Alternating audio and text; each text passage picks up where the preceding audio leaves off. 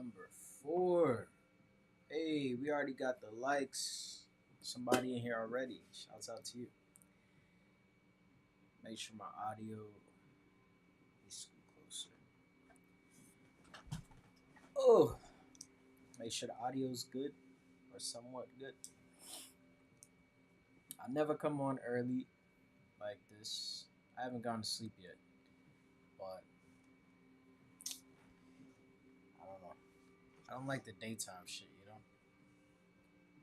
But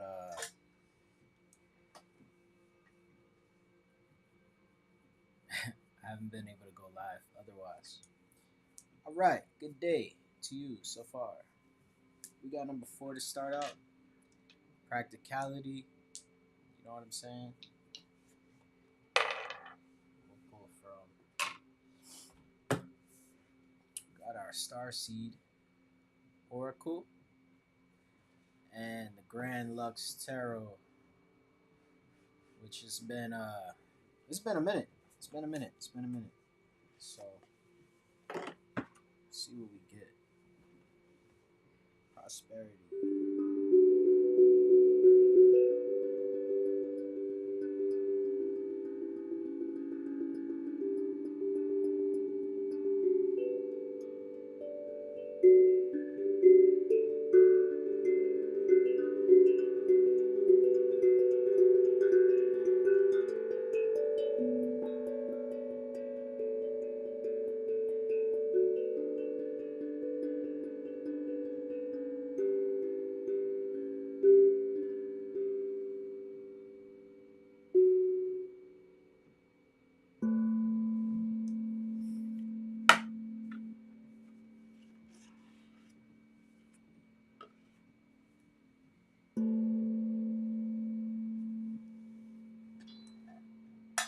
All right. Oh, let us relax our minds. Hey, we got multiple people in here today. It is way too freaking early for this shit. But that's okay. You know, time is illusion and all of that. Oh, look, we dropping cards already. We ain't even shuffle yet. Oh. I'll shuffle. There's 4 that fell out. Matter of fact, you know what? I'm gonna just read them all because we started with the number 4 on the dice already. We started with number 4, and now we have 4 cards that I haven't looked at yet. So we're just gonna read all 4. Why not? But I do feel like we should shuffle as well. So put the star seed up here.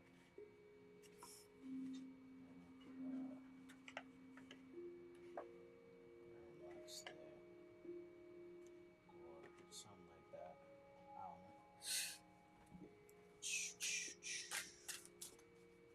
And I can't even see in these things. Oh, the sun is coming out, except it's snowing, so it's like cloudy but bright. Shouts out to y'all for liking and being here. Oh wait, we got our first message already. Hey, 420 Goddess is back. Homie's been a long time. Good, God bless Morning King. It's been a minute. Glad you're back. Yes, it has been a minute. I am glad to see you. How have you been? What you been up to? Anything new? Great revelations. That's beautiful. All right, well, we're going to start with these 4 because they fell out. And we started with number 4 on the dice, which were here. And, yeah, we do all those things. What we got? Let me move some of this out the way.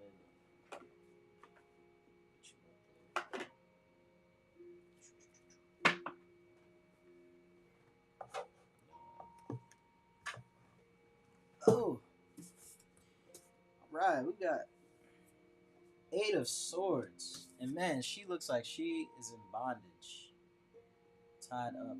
Hold on, I gotta get used to this camera angle thing. There we go.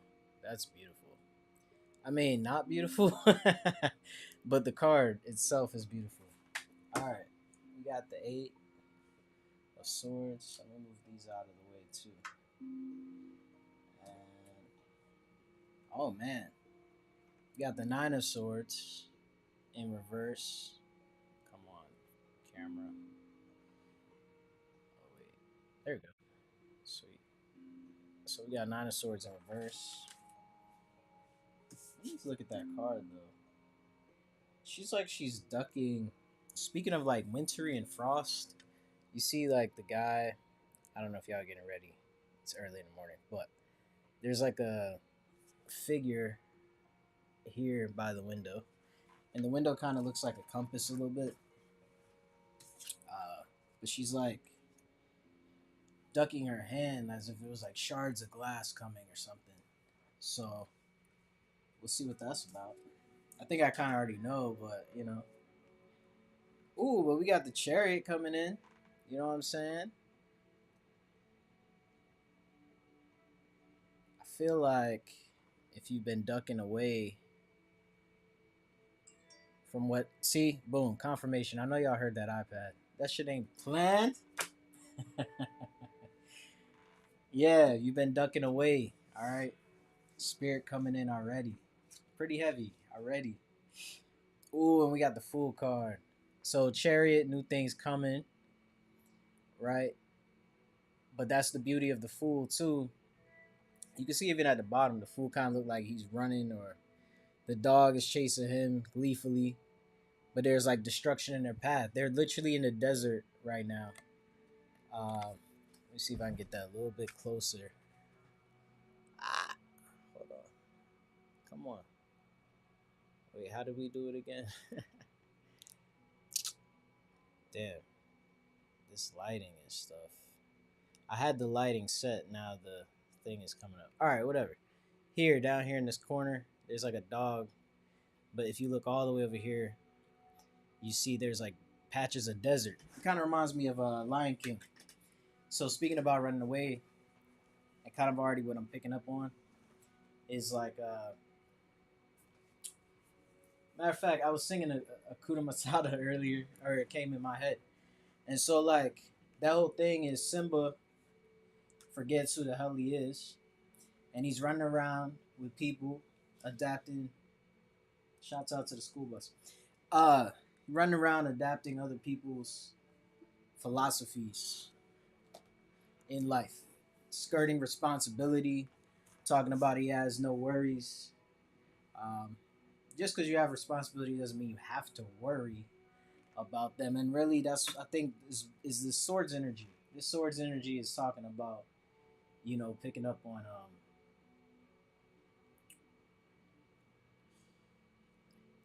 man, how do you say this? Okay, so you have your destiny and the direction being in alignment. We'll just use that term for today.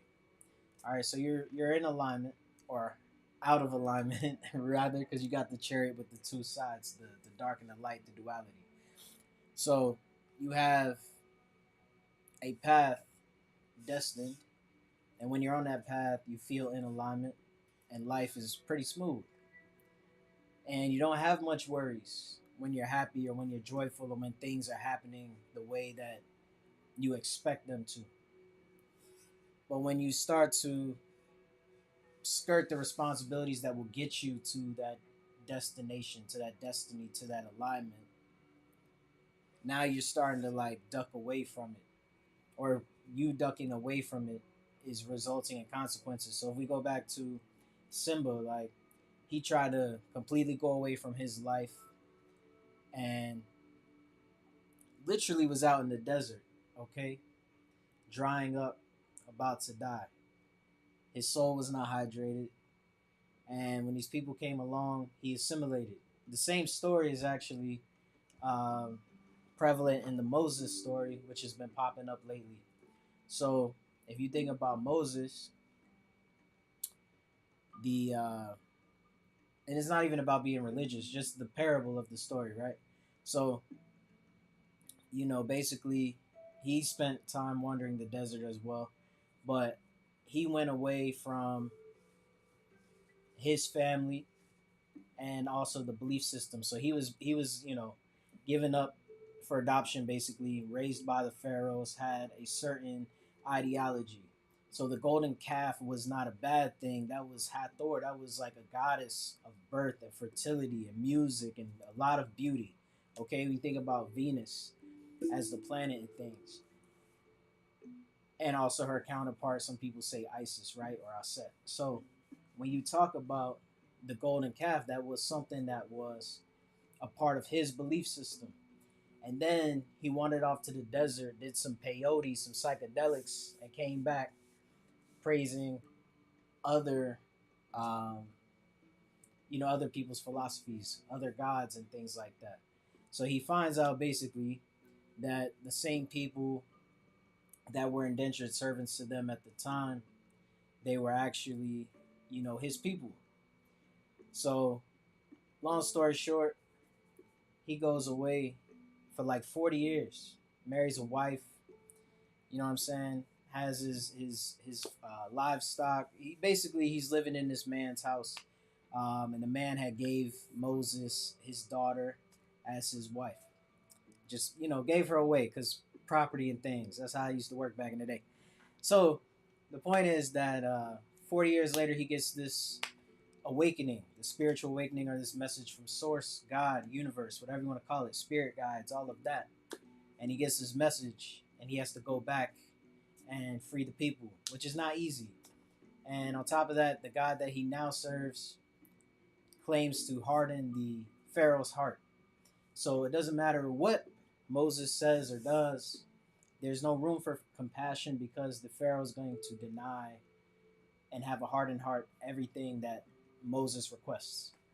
And then is, of course, we all know about the stories of the plagues and the different types of things. Um, and so, anyways, you can look and see some of the parallels between Moses and Simba, which actually sounds kind of crazy, but it's not, because they try to claim the Lion King is based off Hamlet, and that's complete bullshit. First off, Shakespeare plagiarized. Second off, all of these dudes were Kemetic initiates or Egyptian initiates. Speaking of Moses, he was raised as an Egyptian. Okay? Um, and if you look at the story, speaking of Aset, if you look at the story, the Assyrian drama, which is the very basics of, Kemet's pantheon as far as Osiris, um, being resurrected from the dead, rebirth, the 14 fragments of his body, 14 fragments of your mind. He became the god of the underworld, which is your subconscious mind. So, anyways, I can see some of y'all are already putting some of these pieces together. So I'm going to read what the card says. Looking forward to this reading, going through some personal things. Oh, yeah, I feel that. That's part of the reason why I haven't been on here, is elevating through just tough times, and not tough times in the sense of like the narrative that they're pushing of like these unprecedented times. Like, first off, they're not unprecedented. That's the problem, is people don't know their damn history. Okay, I don't know. I lived through the '08 recession. We almost lost our house. We were the day of, my mother saved her house, and I remember her coming home and being, in a mood. And I even then I could pick up on things. But in my house, psychic gifts or intuition and things like that weren't like praised or known. But anyways, I remember when she came home, and I knew something was wrong. She kept telling me nothing was wrong, and then finally she just kind of snapped. She's like, "I lost my job, okay?" So that was fucking scary. Like, I felt that in the pit of my stomach. But that's not the only thing. I mean, I've lived through mad cow disease and SARS and bird flu and swine flu and this thing and that. So it's like the stock market has crashed before. Jobs, a bunch of layoffs have been done before. Um, of course, the violence in the streets are things that have been here constantly before. The fight for human rights, the fight for civil rights, simultaneously has been here before. I mean, basically anything that you could say now. It's just that now, you know, everybody has a camera in their hand. When I grew up, a camcorder was like a luxury item. So not everybody had the funds or willingness to spend on that. But anyways, uh let me real quick make sure y'all could even hear me. I think so. But then I'm gonna read what the cards say. Oh look, it's me live. New pin chat. You can now pin chat to the top of the live. Sweet. Yes, nothing is new. 3 people, baby. Alright, let's get to this shit. My high was wearing off and then we had to come back. Alright. Who we have first? 8 of Swords. So as y'all saw, I'll show you again. She had the this one is interesting though because she's blind, right? Like she has a blindfold on and it looks like she's tied in bondage, but it's like what's forming in her hand is this light. So as again, it's kind of like I said, your destiny or your alignment and holding, yourself. Really, before this live earlier when I was deciding the phrase, don't tie yourself to bondage or don't let your past be a life sentence kept popping in my mind. Popped in my mind yesterday, popped in my mind today, or I guess 2 days ago, whatever, and yesterday, whatever. Um, Today's February 2nd, but this would have been February 1st. So either way, initially that's what I was gonna name this. And so it's very interesting that like with the representation of swords and also the light within her hand, and then of course the bondage and the you see like she's like tied, so not just tied to this destiny, but it's like we also think there's significance in her being blindfolded, and then we also had the Fool card, right? So I don't know. I think there's parallels with that, but as you can see, this light that she's shining, she's holding on to it very tightly. So that could be, again, getting your gift out to the world, and your hesitation of either, vulnerability, responsibility, authenticity. I think authenticity is a real one right now. So let's see what we have. If I can flip to the page. Boom. Generally considered a negative card, the 8 of Swords shows a woman imprisoned with a cage-like circle of swords. A glow of light from her hand suggests a resistance to the forces that bind her. Yo. So far, her efforts to release herself are futile. Her powerless predicament is made worse by her blindfold. If there is a way out, she cannot yet see it. All right. Listen, I know what the hell I'm talking about. This is live. Y'all saw it. Okay. There's more I want to say on that, but I'm going to just read the rest of the cards and then we get into that. Because there's something else that's on my mind. But again, like it's also stuff in my personal life too. So, oh, look, the very next card. 9 of Swords. 9 hanging swords transform a chandelier into an oppressive figure above the anxious, an oppressive fixture above the anxious figure. So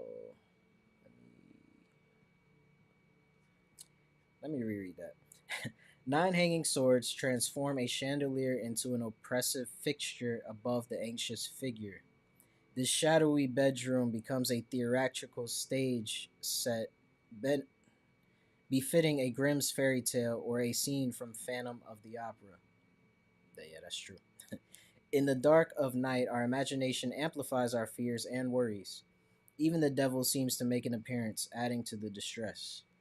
So what were we talking about earlier already, is about the worries keeping you in bondage. And when you are in alignment, you don't feel that dis-ease or that anxiety or that worry. Or if you have the thoughts, you're able to overcome it. Diamonds falling from the sky. Alright, Chariot. 567. Let's see where we're at with that. Boom, turn right to it. Page 16, too. Number 7, baby. Universal number. An end, destination, or goal is established, but to get there will require considerable determination and effort. There is energy and drive from varying sources, but it may be in conflict. As symbolized by the two horses pulling in two different directions, there may not be common agreement and purpose. Focus and control are required to channel that I almost said injury. Focus and control are required to channel that energy at the desired pace and in the direction you choose. Focus and control are required to channel that energy at the desired pace and in the direction you choose. And then, of course, we have the Fool. Oh shit, did I show that last card? I did, but let me show it again. If it will want to show itself. Something like that. There you go. Boom. Alright. This is the Tarot Grand Lux. They use 0 for the Fool, which is also about completion and cycles and beginnings and things like that. Alpha and Omega. Between the Marcellus and the RWS, which is the Rider-Waite Smith deck, like the basic tarot deck, if you didn't know. Smith always gets left out. Shouts out to Smith. You know, she made the contributions and they just like, oh, it's just Rider-Waite. You know, patriarchy and things. Anyways, between the Marcellus and the RWS, there's a significant discrepancy in how the Fool is depicted. The dog, or cat as suggested in some decks, is clearly attacking the Fool in most Marcellus decks. This might suggest the Fool is a traveler, but an unwelcomed stranger. And that actually is what Moses was. He says, I have been a foreigner in your land, meaning he went to other people's establishments. Anyways, back to what we were talking about. And Simba, again, traveler, right? So, and he was left to die in the desert. Right. So anyways, an unwelcome stranger, a social outcast either by choice, mental or physical illness, and presumably poverty. This Fool's journey would have been a far cry from the more decoratively dressed character we see in Pamela Coleman Smith's scene. In her RWS tarot, the dog seems less intimidating, and so we are told, might in fact be his pet, willingly accompanying his owner as he leaps innocently off the cliff. I would imagine the Marcellus depiction to be the more accurate of the two, but nevertheless, I have mixed and matched elements from both traditions. This Grand Lux Fool is foolishly but decently dressed.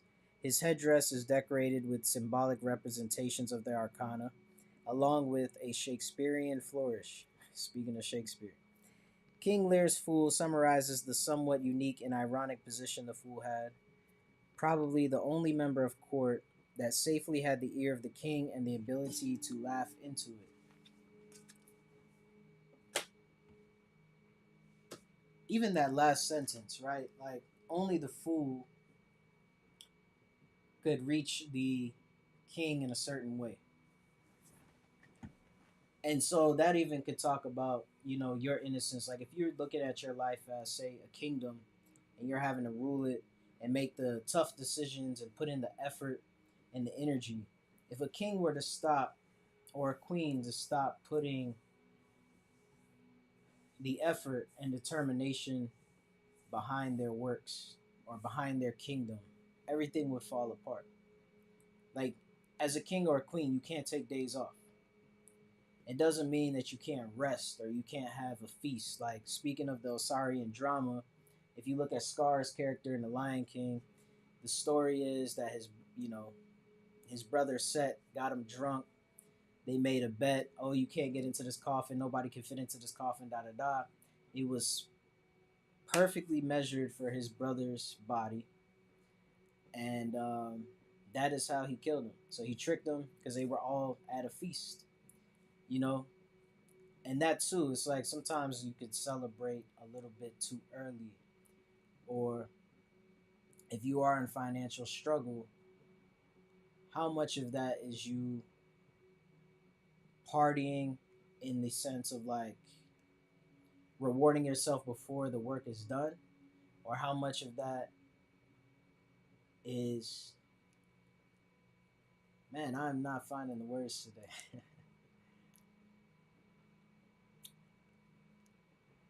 Not just partying, but like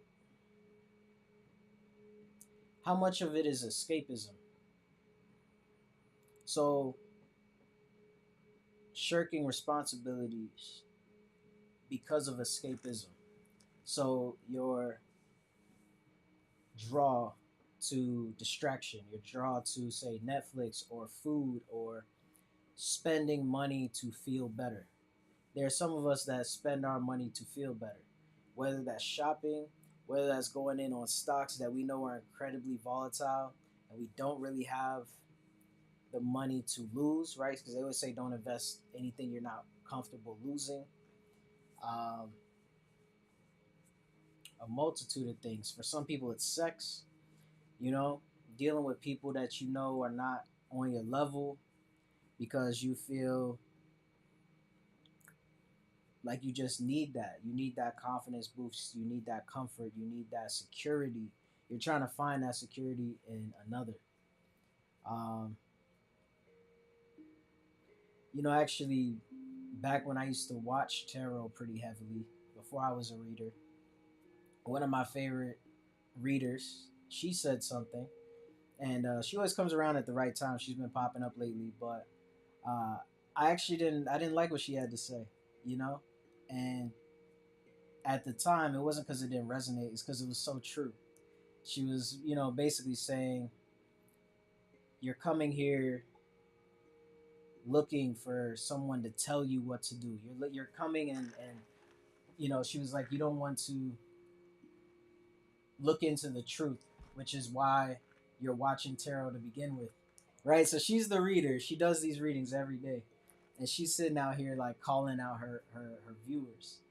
Now I'm not calling out my viewers, but sometimes it's like we take these courses, and oh, if I sign up for this meditation and that yoga class and this thing and that, and if only I get, when I get my new deck and my crystals and my sage and my candles, I'm gonna just sit down and set all my intentions and I'm gonna write it down, and this time it's gonna be different. And it's like, no, because what did we start this reading with?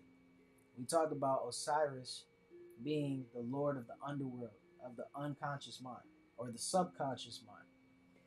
I said unconscious because underworld, but typically I use the word subconscious. They're both, basically people use them interchangeably.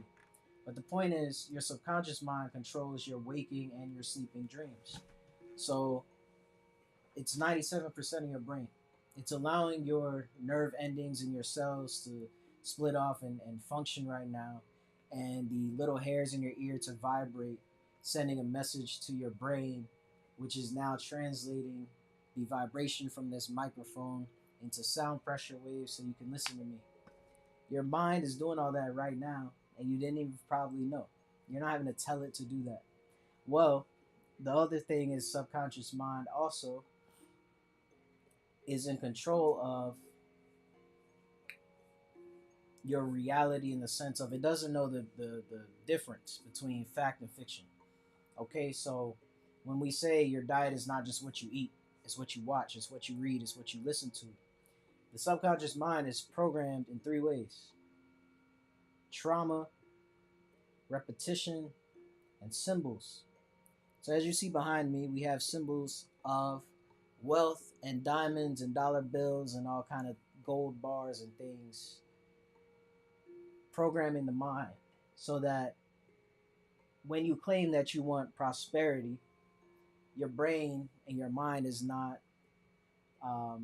adverse to it, right? So a lot of us have a poverty mindset handed down from parents, and the poverty mindset is that thing where, matter of fact, I watched a video earlier where Abraham Hicks was talking about something similar, but it ties in where you want this great thing, but then here you come and you're like, and but so I would really love to have $10,000. Yeah, but or I would really love to move. I would really love to travel. I want to go to Antarctica, Argentina, Bali, Spain, Italy, wherever.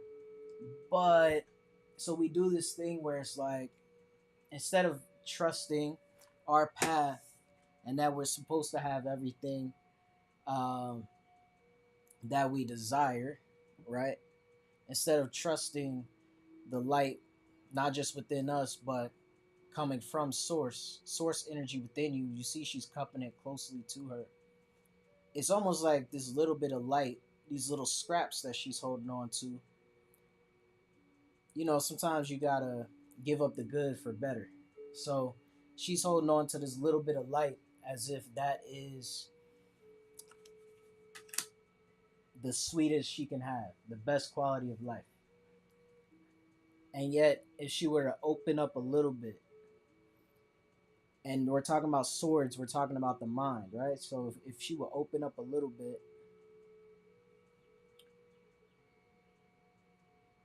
the light would pour in a much grander way.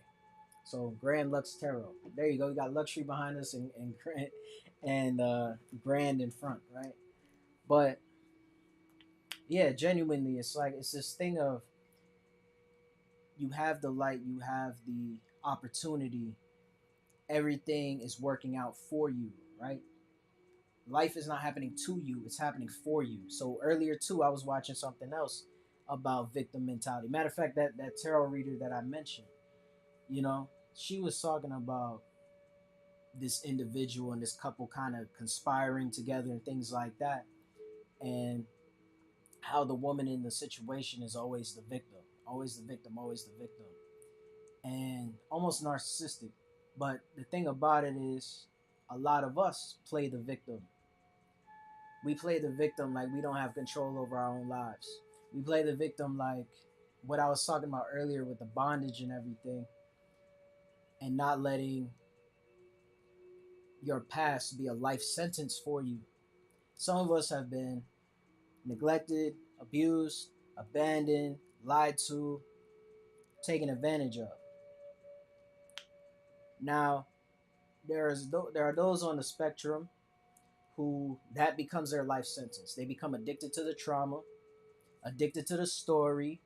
Every new person in their life is gonna be just like every the last 6 or 5 dudes or the family member that screwed them over, the best friend that fucked them over, the business partner that was no good, da da da da da da da da. Okay, you keep treating every new person in your life like the last 6 exes, but what your ex does is shows you who the hell you were at the time. So if you attracted somebody that was all over the place, like they had ambition or goals, but it was like they use this thing as an escape, and then when things get a little hard over here, then they jump to this thing over here, then when that gets a little hard, then they jump over here, then that gets a little hard, then they're over here, and none of the things tie in together, right? So a lot of us do that. Another thing that's been popping up past couple of days is you have to be comfortable being uncomfortable. Like today, I feel very uncomfortable. But no, you have to be comfortable being uncomfortable because that's where the growth happens. How the hell are you supposed to grow in your comfort zone? Doing the same thing you've been doing for the last 6 years. How does that help you? It doesn't help elevate you. It doesn't help elevate the people around you. And it doesn't have to be the direct people around you. It could be the people online on the internet or your social media, your coworkers you run into or whoever is around you and say you go to school or you go take an art class or something. Like just those little interactions with people, you can help change lives. A lady came up to me in a grocery store the other day. Random as fuck, but it was a lady in a red coat and she helped me. You know what I'm saying? Like she helped me in my life and my path. I was looking at protein powder. You know what I'm saying? And really getting into the nutrition and wanting to avoid chemicals, so on and so forth. It's not so much about, well, yeah, it is about the interaction because she told me about the brand. She was like, "This is what you need," and then she went and it was like, "Go to the website because the website will break down everything for you about all the basically the BS in the food, the bullshit in the food." And here I was looking in the aisle, standing there comparing because I didn't want to get anything with too many chemicals, but I wanted to make sure I was getting the right, macronutrients at the same time. So little interactions in your life, you know. The last time, matter of fact, the last time 420 Goddess was here, or 420 Tarot was here, I had just graduated from college for the second time, and I had gave an incredible speech that day, and a lot of people came up to me after, talking about they had tears in their eyes and thank you and all these kinds of things. I at the time didn't think the speech was that big of a deal, right? I was just writing from what I kind of felt or what I thought would sound good, and I really did impact people's lives. So just as much as you can do that for another person, you can do that for yourself. A lot of us make promises to ourselves and then we break them. So again, like if we're talking about a weight loss journey, you can go on and see. I know the lighting is weird in here, whatever, but you could see me, shit, even a year ago or 2 years ago or something like that. And I was just having this whole conversation yesterday about, you know, essentially your dedication has to be bigger than your excuses. So there's some of us, or many of us, who've walked around for decades. I'm talking about decades, like 1,000+ days, right? So we just now got through the first month of 2023 on the Gregorian calendar, prepping for the new year, which is the spring equinox, which is in March. But either way, 2023 officially in the Western world, is underway. And everybody starts out, of course, with the New Year's resolutions and everything like that. But the point is, it's been, what, 31, 32 days have gone by. So for thousands of days, you sat here and told yourself you were going to go do it. That thing that's in your mind right now, you tell yourself, I'm going to go do it. I'm going to do it. I'm going to go do it. And you didn't freaking do it, right? So this is what happens. It's like if a friend of yours keep telling you that they're going to do something, either for you or they're going to help you or something like that, they're going to be your connection, right? You need that friend that has the connection. And they say they're going to do it. They're going to link you up. They're going to, help you, help you, help you. 2 weeks go by. They still talking about, oh, yeah, I'm going to help you. Yeah, no problem. Y'all know you're busy, da-da-da. 3 months go by. They're talking about they still going to help you. 5 months go by. They're talking about they still going to help you. A year go by. You just like, okay, yeah. Right? You don't even believe them anymore. How can you believe them and it's been a freaking year and they haven't helped you? That's what we do to ourselves. Right?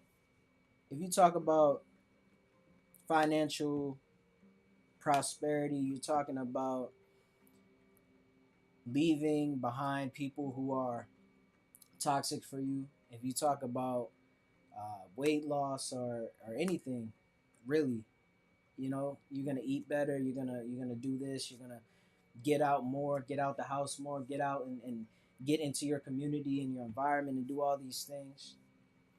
And then you look at you and you're no different than 5 months ago or 5 years ago. So breaking promises to ourselves and holding ourselves accountable, that's a big part of it too. Because we want to act like we're the victims of all of this shit. Life is happening to us, not for us, as if we're not the creator, as if we don't have control. If you were made in God's image, source, universe, whatever you want to call it, if you're made in source's image, first off, why would your creator want you to suffer? Why would your creator want you to suffer when the entire universe is made off of expansion and growth and creativity? It's made off creation. Scientists used to think up until like 15 years ago, matter of fact, it might be shorter than that, but up to 15 years ago, they thought that the universe had some big explosion, momentum, and then slow down. So there was this big thing of momentum, and then everything started to settle. They've actually found out that the universe is speeding up right now. Hence is why you hear all this like new technology and everybody keep talking about the 5D. The 5D's fucking been here. First off, don't fall for the hype. I posted this earlier. Don't fall for like some of these spiritual community hype. Trying to get you to ascend to the 5D. The 5D been here. You could get there from LSD. You could use cannabis to a certain level and get to the 5D. It's not that that big a deal. That's basically just tying in with your higher self and really sitting down with you. So again, when we talk about the subconscious mind, that you know that's really the frequency that we're talking about. I can go more on that in a second, but the point is that shit, I kind of lost my train of thought with that, but it's uh, just holding ourselves accountable, and then too. Oh, again, while I was talking about the poverty mindset, which was even mentioned in this deck already, is because if you say I want $10,000, I want $30,000, you do this thing like but how? You don't trust that it can come. You don't trust that you are the creator. You don't trust that. Oh, that's what I was saying, is that your creator would not want you to be struggling. Because if I just told you that the universe is continuing to expand and all of creation came from expansion, even Einstein's theory, okay, still a theory, but his theory of relativity, which is gravity, right?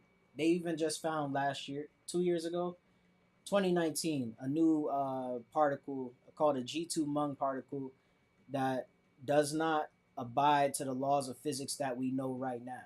So that meaning that that particle does not conform to Einstein's theory of relativity, meaning that how we think about gravity is not actually how the fuck it works.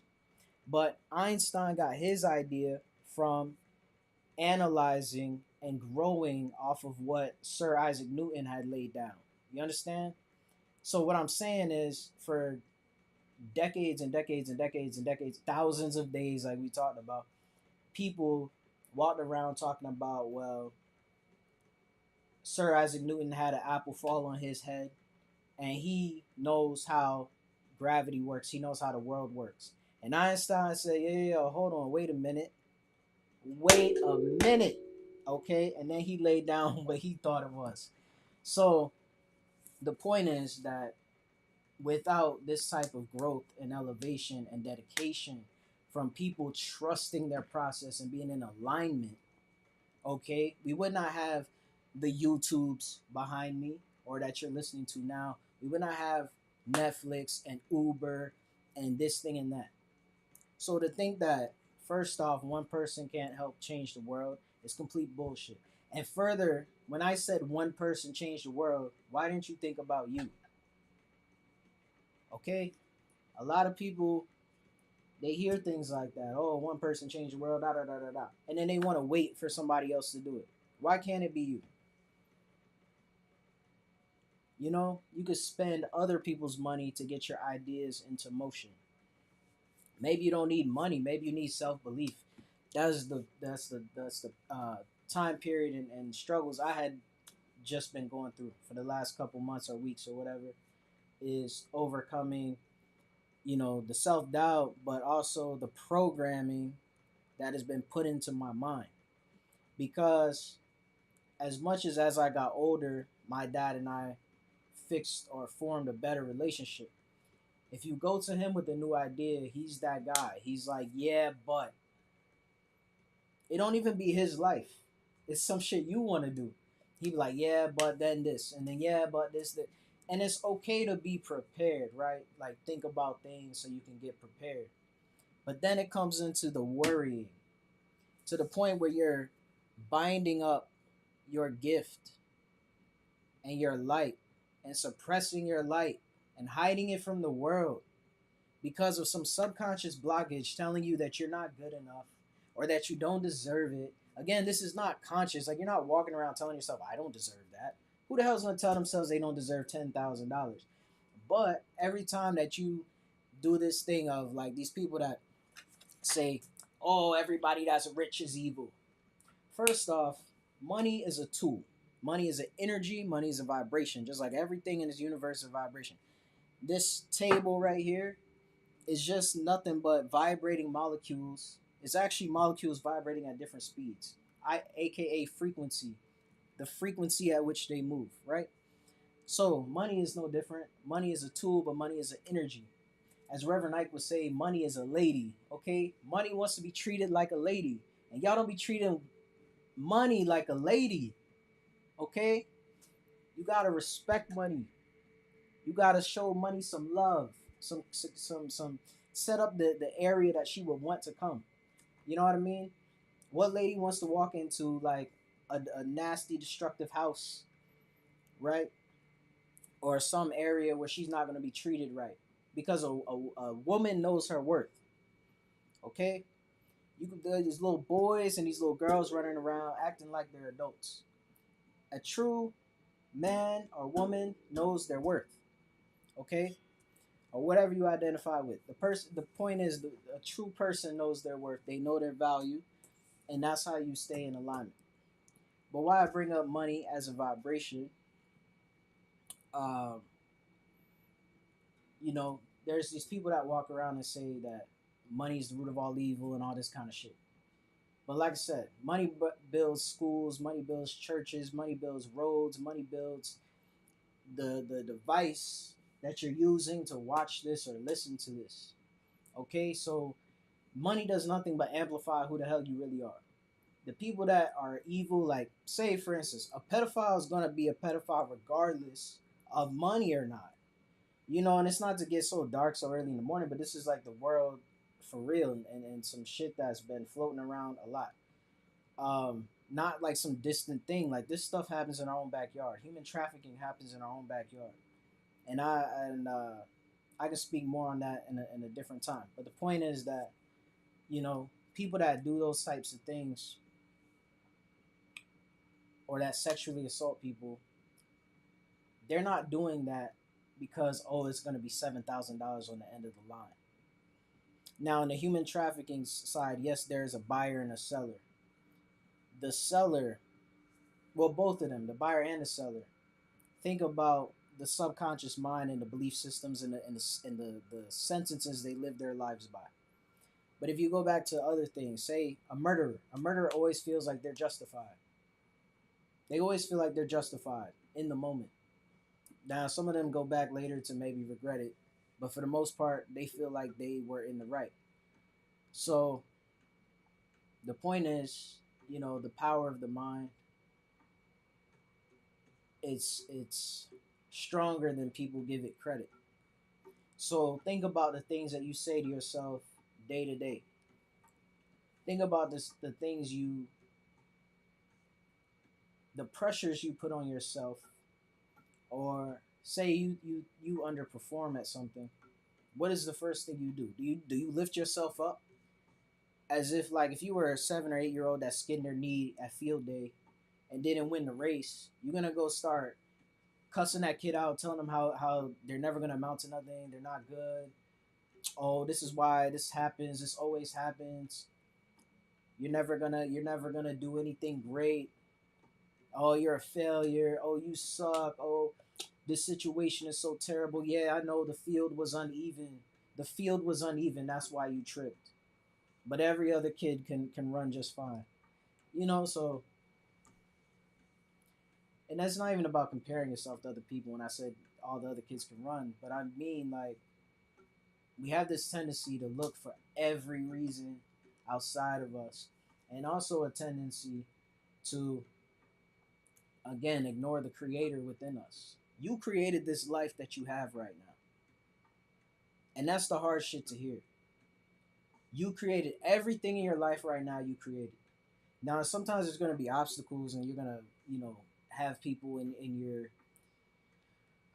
path that frustrate the hell out of you and maybe even seem like they shouldn't be there. They might not be good for you, but they're showing you a reflection and a mirror of you. Like I said earlier, every ex you've ever had, even the ones that were like real bad, like the moments where you didn't even really love yourself all that much, like you were looking for them for the love, looking to them for the love, the ones that, you know, they completely destroyed you, the ones where you felt like your life was going to be over, the ones that you didn't give a damn about, the ones you cast to the wayside like it was nothing, that are home sitting there thinking about you. All of those are showing you where you were at that moment in your life. You know, trying to find your heal, or heal your void and fill your void with somebody else. Or, you know, the one that gave and gave and gave and gave and gave to you, right? Showing your emotional unavailability because you didn't, you know, reciprocate in a way that was healthy. Anyways, this is not about exes and things. We can go into that another day. Uh, I'm gonna see if we get another card. That was a lot for 4 cards. Okay, your boy is on one. You saw me do it live. Okay, I didn't sit here and pre-plan. I guess this is something that's happening on YouTube. All the readers or people are talking about it. People like pre-selecting the cards. That's weird shit. I don't know. The mind is very powerful. That's why we have to be careful with our thoughts. Exactly. Hey, not Reverend. I. You know, I'm new to the. Oh, thank you. I'm doing a magnificent job. I appreciate that. Yeah, I'm new to the Reverend Ike bandwagon. Maybe it was like a month. No, it might be longer. Maybe a month and a half or two or something. I don't know. But you know, even in his comments, people talk about how uh, they were raised to think he was evil, or he only talks about money and this thing and that. And it's like people put a nobility on poverty. They also put nobility on being humble. Now, humility has its place. Sometimes it's better for you to sit in a room and listen and observe and take in the information instead of acting all arrogant like you know it all. But humility is also society's way to get you to play small. Matter of fact, what was it that I posted earlier here on YouTube? It was in a community tab. Let me read it for a second. Hey, it's 848. Shouts out. You know, it's 23. 33 degrees outside. Let's get it. I want to see what I posted because where you go? Your channel. Go on the community tab, by the way. Respond. Start conversation. Uh oh. Everything that has made you an outsider in the dying culture has prepared you as a leader for the new earth. So the 5D ascension everybody keep talking about, the vibrations that we've talked about so far today already, like you're prepared, you know? You wouldn't be here right now watching this if you weren't prepared. So the thing that you're looking for lies within you, like I was saying earlier. Sometimes you need people to say it back to you in a different way. And sometimes I just like watching people read tarot. I don't know. But the point is that the lady at the grocery store, you know, like in 2018 or so, there was this weird thing in my life where like all my spirit guides were coming in the form of Lyft drivers, right? Because back then I was living in the city, downtown Atlanta, and I was like, you know what? I ain't gonna have a car. It don't make sense. I'm gonna just take the train, da da da.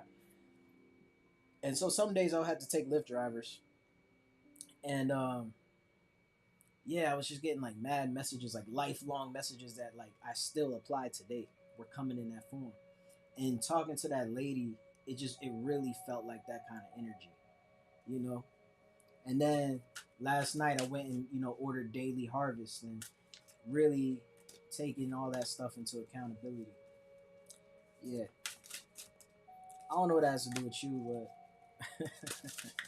but maybe something if it's coming out. Oh, we got another viewer. Oh shit, we got another viewer in here.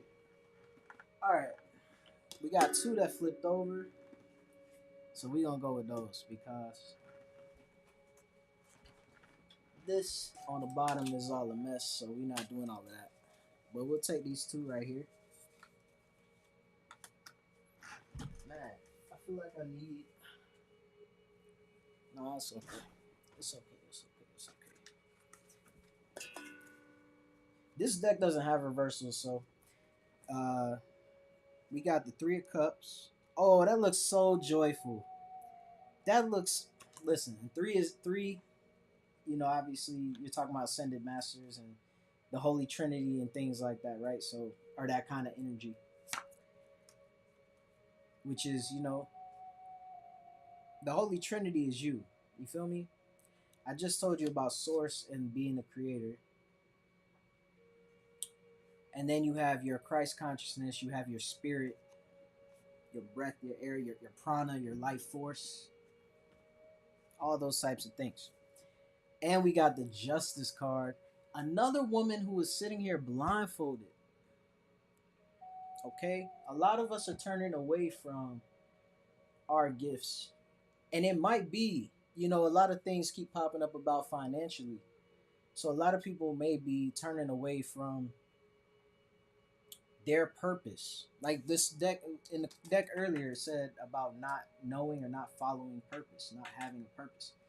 Right? So a lot of people are turning away because it's like, well, this makes me more money. But is that 30,000 extra, quote unquote, or 30,000 more dollars or 60,000 more dollars? Is that worth the compromise of your soul and your mental health? Anything that goes on mentally manifests physically. So when we talk about the subconscious mind that programs your entire life, okay, and gets so much disrespect. Everybody talks about the conscious mind. Where the hell do you think you get your thoughts from? It's from what you're programming into your mind. So if you're not believing that you're great or telling yourself or allowing yourself to see your worth and your value, this is when we go to the escapism and the distraction and this person's gonna heal me and tell me and da da da da da da da da. Trust me, I've done that shit so many times, putting people on pedestals. Look, I'm gonna show y'all these two cards anyway. So where we at? Look at these three beautiful ladies. And what is that on my screen? If you need to edit style or text, oh, they changed my streaming platform, so I'm like getting all these tutorial things. Show the people the card. There we go. Somewhat. If you're on your phone, you might have to zoom in. But man, these ladies look like angels. And they look very happy. And you can see the duality. So you got the woman in the middle, but you got the duality of the one with the white light shining bright and the darker colored one on the other side. I know it's not really focusing too well, but either way, I'm gonna just read it. It's like they're holding hands and rejoicing, like in I can't describe her face. It's just such bliss and enjoyment and like floating around, like, you know, in the because it has this like Renaissance style to this. So you know, back in the day when they used to like waltz or the period pieces where they would show the people, you know, frolicking and skipping and things. I don't think I've ever used the word frolicking in my life, but here we go. Yeah, I'm in a different plane, but channeling. All right, three. What else is this? Three of Cups. I want to see what they have to say. If I could get to the page. All right, here we go. Three of Cups. This card represents a joyous gathering, a special occasion, a party with friends, family, neighbors, community. Let's clink those glasses, make a toast, and celebrate. Baby, what did I just talk about? Community. Getting out into the community. But also another thing is like when you don't step fully into your power and fully into your worth, what do? We shy away from the community, right? We tuck ourselves away because we feel like we don't have anything to contribute. So I was just talking about again, you know, the person thinking that one person can't change the world. Yes, you might need community around you and a movement around you, but who the hell starts the movement? And why not you? You understand? Now, some of us are not organizers, but we could be very passionate and very, you know, fiery, like me, for instance. I'm terrible at organization, right? I'm the ideas guy. I really do need somebody actively now to help me like process through and get the momentum going. But the point is, you tell me when and where to show up to get people fired up. I got you, you know? So you don't always have to be, you know, the everything, meaning if you want to start a movement and you have, you know, only you, it's impossible. No, you use your community and things like that. But the point is, the community comes from you shining your light and knowing your worth and stepping into your power and getting yourselves out there. But again, what we do is like we want to tuck away and hide away, and we feel like we're not good enough, or what can I contribute, or whatever the thing is. All right, I think we finally got it in focus. Yes, yes, you can look. All right. And then the justice card had also fell out at that same time. Oh, that's beautiful. So we got our feathers. I got a feather just like this out there, or similar to this. But that looks like a fountain pen. So like writing intentions, right? Getting very, very clear about what we want. Stop settling. That's a big thing. There's a lot of us settle for less. Why? Self-worth, self-value. Don't undervalue yourself. Never dilute the truth. I don't care who the hell is mad at you. You're not responsible for their feelings. They'll get over it. If they don't, then guess what? You know you love you, move the hell on.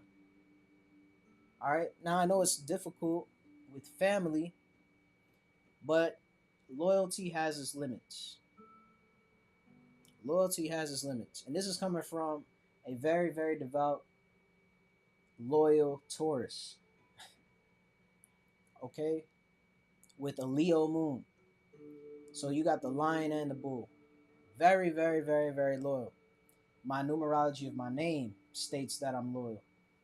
The natal charts and the whoever, human design, the INFP, whatever you want to pick, all these different systems say the same thing about dedication and loyalty. So for family, and family is huge in all of those personal science for me too. But it has its limits. As of now, you know, the last several months, I've had to distance myself and cut off several family. And sometimes they're the worst ones. Because speaking of the time period in 2018, you know, I met some very powerful people that year. And one of them was this guy named Eli. You know, and real quick about Eli, uh, we met at like this barbershop bar. Kind of weird. I don't think it's the most sanitary thing, but they served food and drinks, and it was like an event space on one side and then a barbershop separated by a glass door on the other side, owned by the same people. But the point is that I think it was like haircuts and seafood or something. I don't know, but I talked to this guy Eli. He made music, whatever. And one of the things he has said, which I ended up putting into an EP that I made, was your family knows exactly how to approach you so that your guard's down. And if a stranger will screw you over, what you think the people close to you will do? So you hear people like in the Lost interview, the 1995 jailhouse interview with Tupac, he talks about, he says, I have no friends. No friends. I have people I'm cool with, associates. You know, I know who set me up. Like people I done took care of their whole family set me up. He said, I have no friends. And he said, fear is stronger than love. Remember that. Fear is stronger than love. And this is why people will do you in. And sometimes, yes, it is for a little bit of money or what have you. People that live their lives. You know, there's a YouTube ad going around where the lady says, think about a person you admire most. What is the sentence you think they live their life by? So essentially, there are people that they don't give a damn about you. They look out for themselves first. And a thing we have to be cognizant of, for me, I had to stop doing this, was repainting other people's colors. Because it has shown you over and over and over and over again who the hell they truly are. They've shown you. But what you want to do? Repaint their picture, their colors to fit your ideal, your canvas, and your vision of them. Okay, I used to fall in love with potential, but you can't fall in love with who someone could become or who you think they could be. Even if you, this, and that's the hard about being an empath or intuitive, because it kills you to see. You know they have it in them, okay? People not seeing their own light. And for me, this has hindered me for much of my life because growing up in environments where you don't have that support system, or growing up around people who they see doom and gloom. So how can you grow and have abundance and bountifulness and prosperity when you're around people that only see the negative aspects of things and who always talk about, well, that's because the man is keeping us down and da da da da da, and they did this and they did that, and not taking responsibility. Okay, yes, you might have more obstacles depending on your socioeconomic status, depending on your skin color or the race you identify with, your education level. You know, if you didn't get to go to college, or even if you did go to college but you didn't go to one of their schools, one of their, top Ivy League, whoever, people could, you know, pass over on you for a multitude of reasons. But at the end of the day, there are more millionaires now than there ever have been in history. There are more entrepreneurs now than there ever have been in history. So at some point, it's not them all doing this to you. Yes, you may have more obstacles, but it doesn't mean you can't do it. So enough about money though, because I feel like this is going into some deeper territory. But all of these things tie back to, what is it that you tell you? Do you continue to quit on you? And this card, man, there's some other things here. But okay, so we have our scales, not just Libra, but if you talk about, we were talking about Kemet earlier, or ancient Egypt, quote unquote, you know, it was about, is your heart lighter than a feather? So the way they measure you to see if you're worthy enough to live in abundance and bountifulness and everything in the afterlife was, is your heart lighter than a feather? Else you will be devoured, which is where the premise of hell comes from. It's not all brimstones and wasps and flames. If you watch like the show Lucifer, which seems to be very accurate as far as how things are told in the documentation known as the Bible, they show where hell is actually you reliving the same thing every day. You reliving that guilt. And that's why a lot of us feel like we don't deserve the things we really truly want, is because we're punishing ourselves. Again, letting our past be a life sentence. This is what I was talking about earlier. You talking about bondage earlier. Holding ourselves in a vibration that no longer serves us because we feel we deserve it, because we fucked over so and so in the past, or we didn't take advantage of what we wanted to take advantage of in the past. And so now we don't deserve happiness. We let the opportunity slide by. We let that person slide by. We let ourselves get out of character. And we were the toxic ones in relationships. And we were physically, you know, entangled with the wrong people and all these different kinds of things. And so now we feel, oh, well, I can't have the life I truly want. I don't deserve it. Because you're still holding on to the past, punishing yourself for it. A thing that has come up in 3 different Netflix shows over the last week is this premise of the past being tied to the future. Yeah, he already told you time is not linear, right? So this thing of the past being tied to the future. First off, doing ancestor veneration and healing your family line, your family trauma, and the generational curses, and all these different things, whatever you want to call it. You healing. First off, you doing your inner work and healing heals those around you. So earlier I was saying you don't have to just worry about an online community. The people around you, even if you can no longer be around them, you will start to see that the more that you elevate and the more that you come up and the more your vibration raises and the more your mental space raises and the more your financial abundance and prosperity raises, the more those around you start to seem to get new jobs and new opportunities, or they get their car totaled, which seems like a bad thing, but now they got a brand, they got a check, you know what I mean, for $12,000 when they were out there struggling. They got a check for 20,000 or whatever all at once, one lump sum. So now they can pay for a new car, but they can also pay off the things that have been hindering them. So, um, yeah, you get the point. I started to ramble a little bit and I kind of lost my train of thought. But anyways, this is the card here. Shit. Justice card. Come on, baby. Look at that shit. That is beautiful. Again, we were just talking about the lady in the red coat. It looked like this. Without the hood, obviously. It was like a red pea coat. But it looks like the cut of it looked very similar to this lady.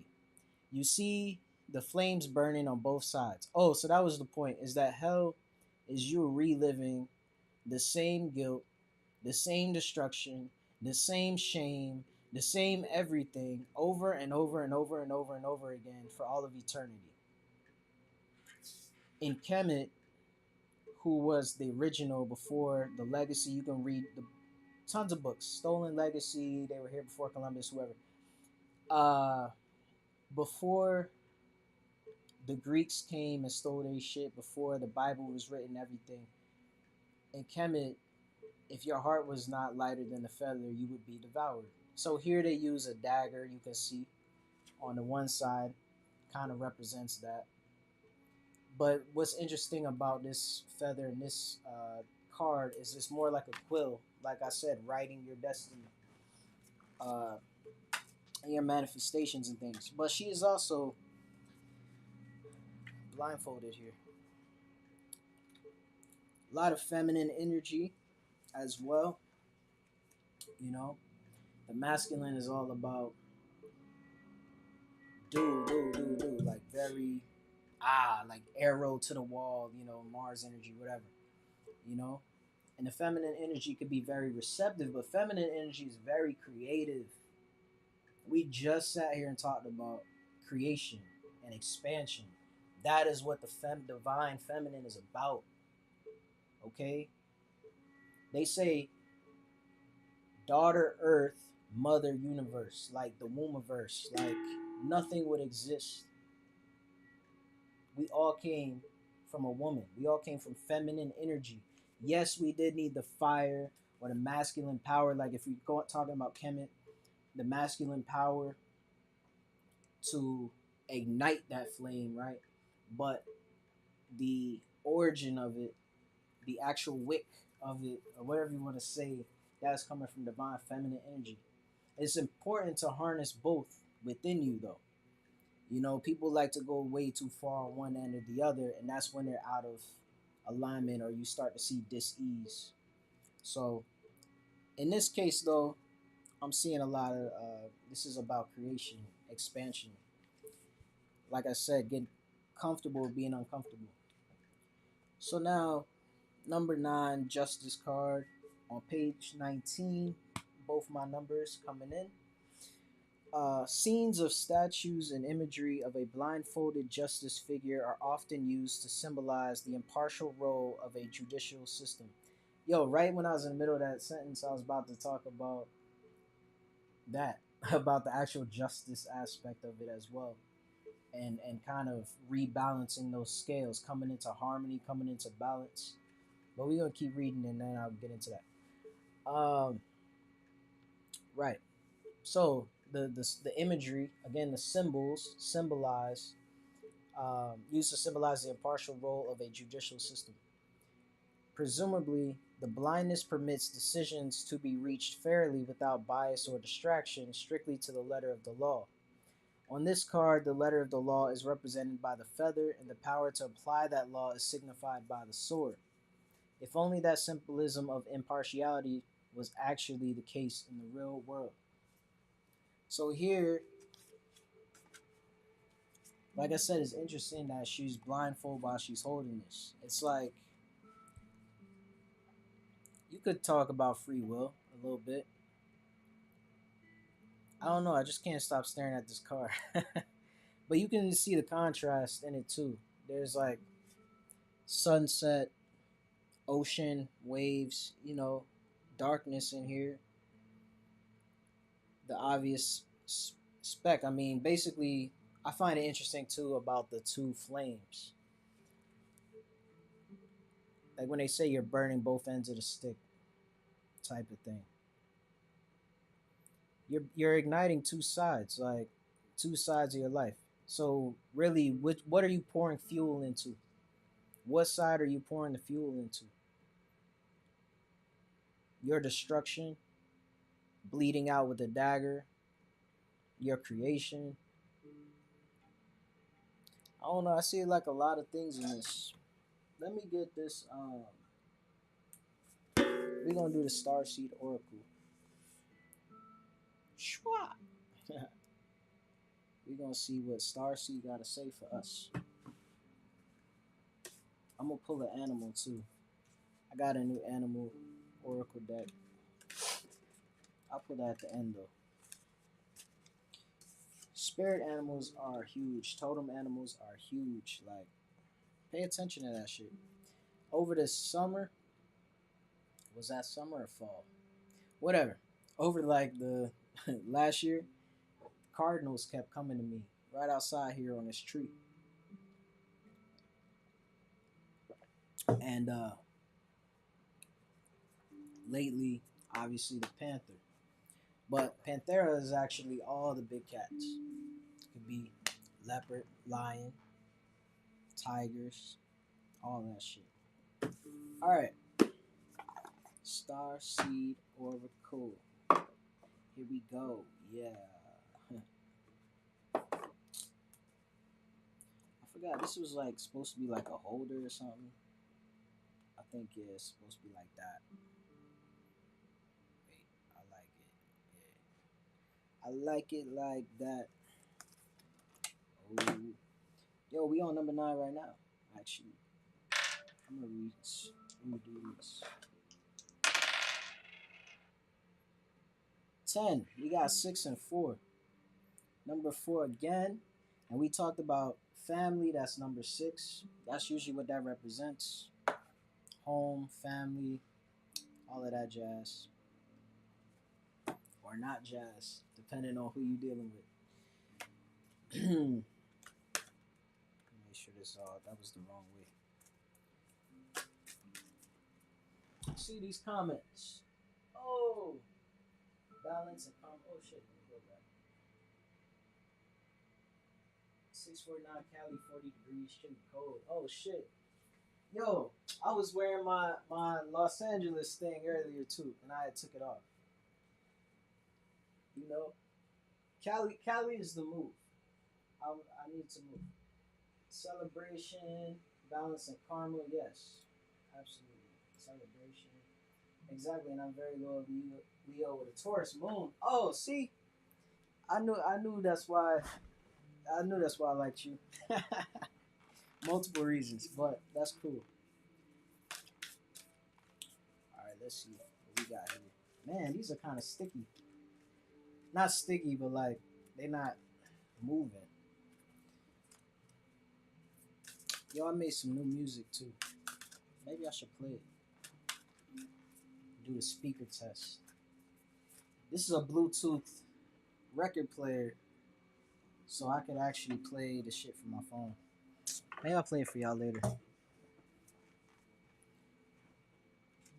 on, man. I got stuff everywhere. Let me put this back up.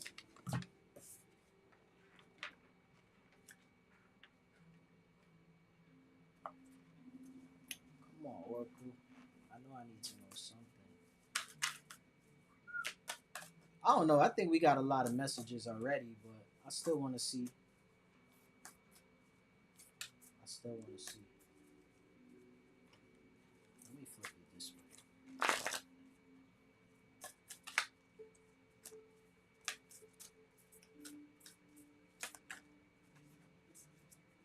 These are just not moving. NPK.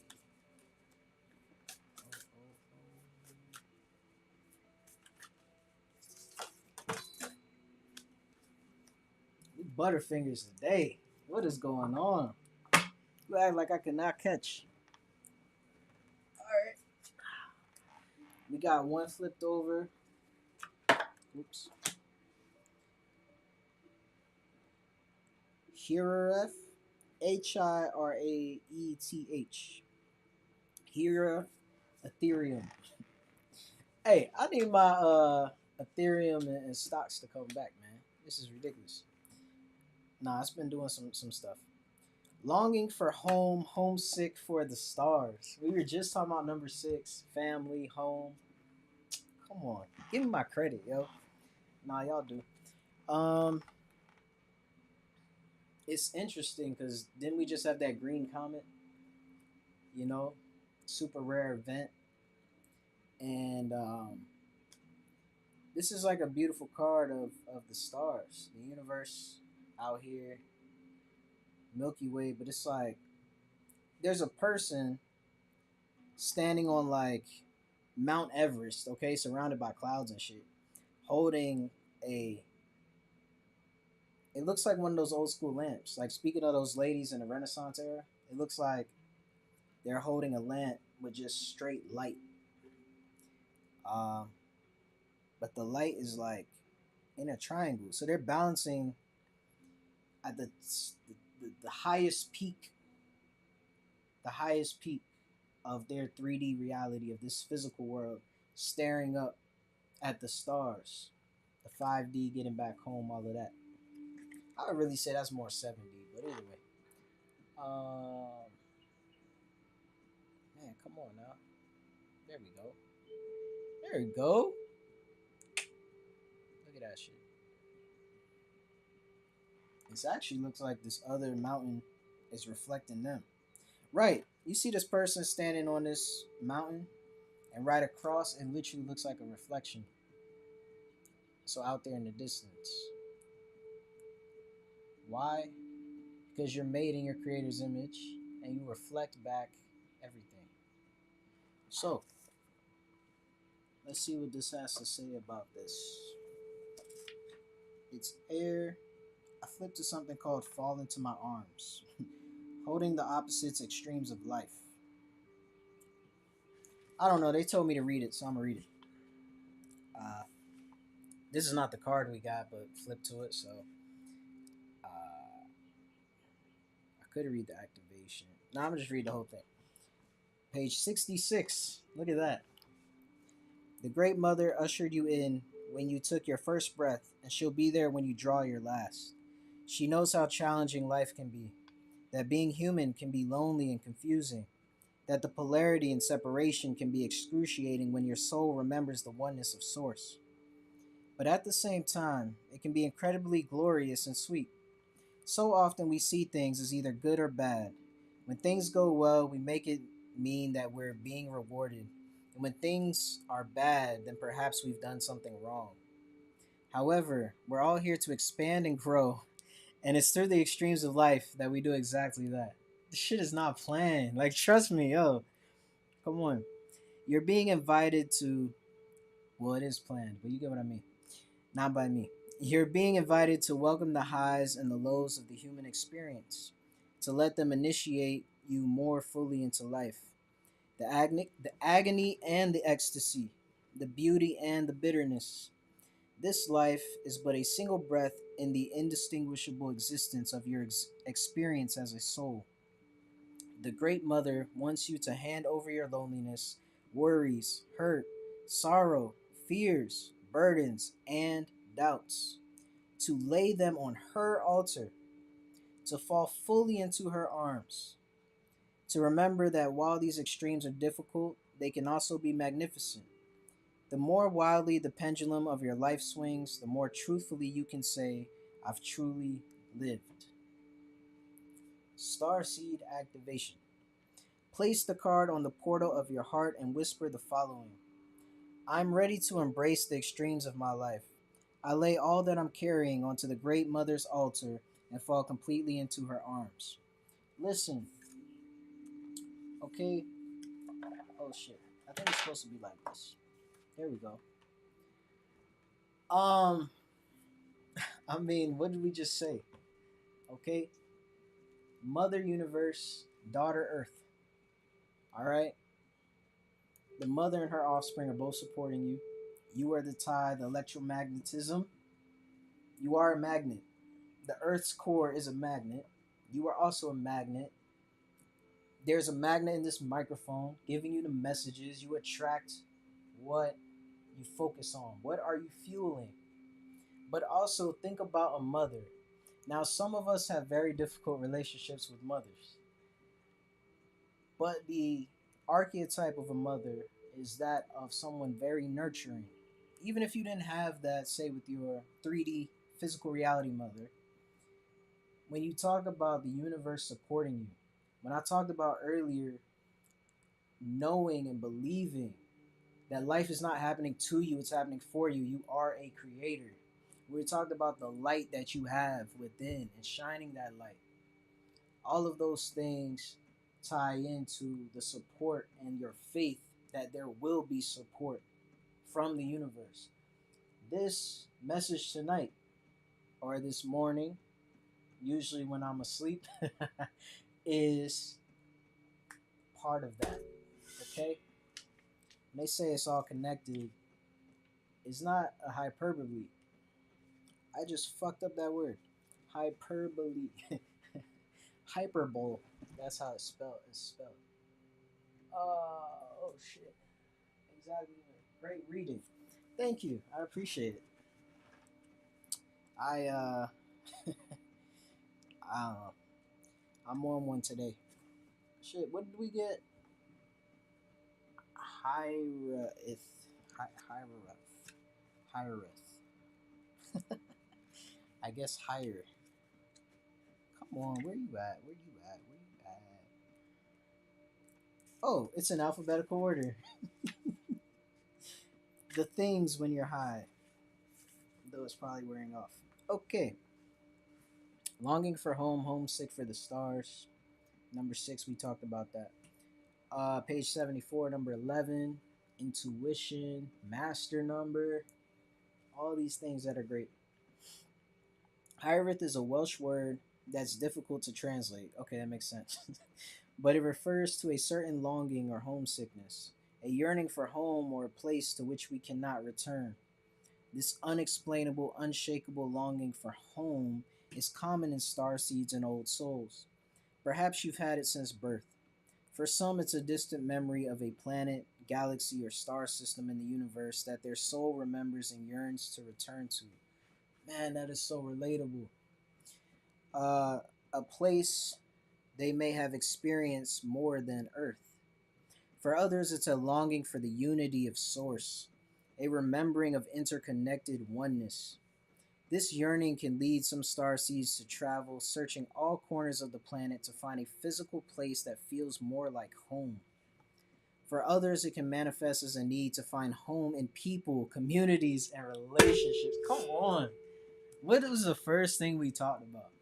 Filling that void and trying to find your light and healing within another. Like, there's a more eloquent way I could say that, but you get it. You can go back to the beginning of the video. Like, this is exactly what we started with, which I can see why it took forever to get an oracle card, because we already talked about it. But anyways, um Right. So the yearning can lead some starseeds to travel, searching all corners of the planet to find a physical place that feels more like home. For others, it can manifest as a need to find home in people, communities, and relationships. A journey to find somewhere they truly belong.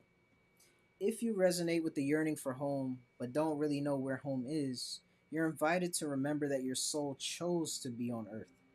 You're being called to fully commit to embodying your life. You're being reassured that you didn't come here alone and that your soul consciously decided to experience what it's like to be a soul in a human body on this planet at this time. It wasn't a mistake, all right? You're being called to anchor all of your presence, your personality, your soul, and your spirit in the here and now. To fully commit to living this life right now. To commit to putting 2 feet completely in. No more of this toe dipping in the water bullshit. Okay? Sorry if you're at work and whatever. We're all adults. People cuss. Alright? The point is, no more of this settling for less, fake ass humility because society tells you that you can't be your full potential. You have to downplay yourself to fit in among them. You're not supposed to fit in. Fit out. LeBron James just said that last night about his newest teammate or night before. Okay? He said it about teammates in the past, but the point is, and I've seen this in my own life, like on the basketball court. Went back to playing basketball and things. And me trying to be a role player playing in the background instead of the star player cost my team game after game after game. Why? Because they were defaulting to me, but I didn't have the confidence, or I felt like I didn't have the skill set or the whatever to go make it happen. So I defaulted to others to the detriment of them and also my mental health and my confidence, right? But the whole thing about it is when I came back home and was watching film of elite players at all levels. Promise you, this is a parallel to life, but elite players at all levels. What I found is I do have the fundamentals and the skill set that they do. I don't have the reps, maybe, you understand? But all the self doubt and whatever else, I had the gift inside of me. So having the confidence to be the number one option or the number two option instead of acting like you need to be on the bench somewhere or trying to or being in the starting five and taking some background role, not trying to really get involved because you're afraid to mess up. That was a big thing for me. Healing from perfectionism.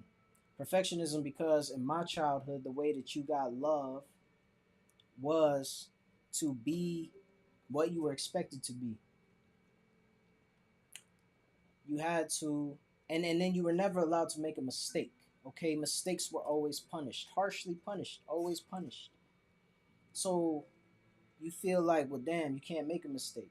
And if I can do everything perfectly, nobody can criticize me. We talked about that last time with Mel Robbins speaking on that as well. Perfectionism coming from that place of, well, if I do everything right, then nobody can say anything. They always going to have something to say.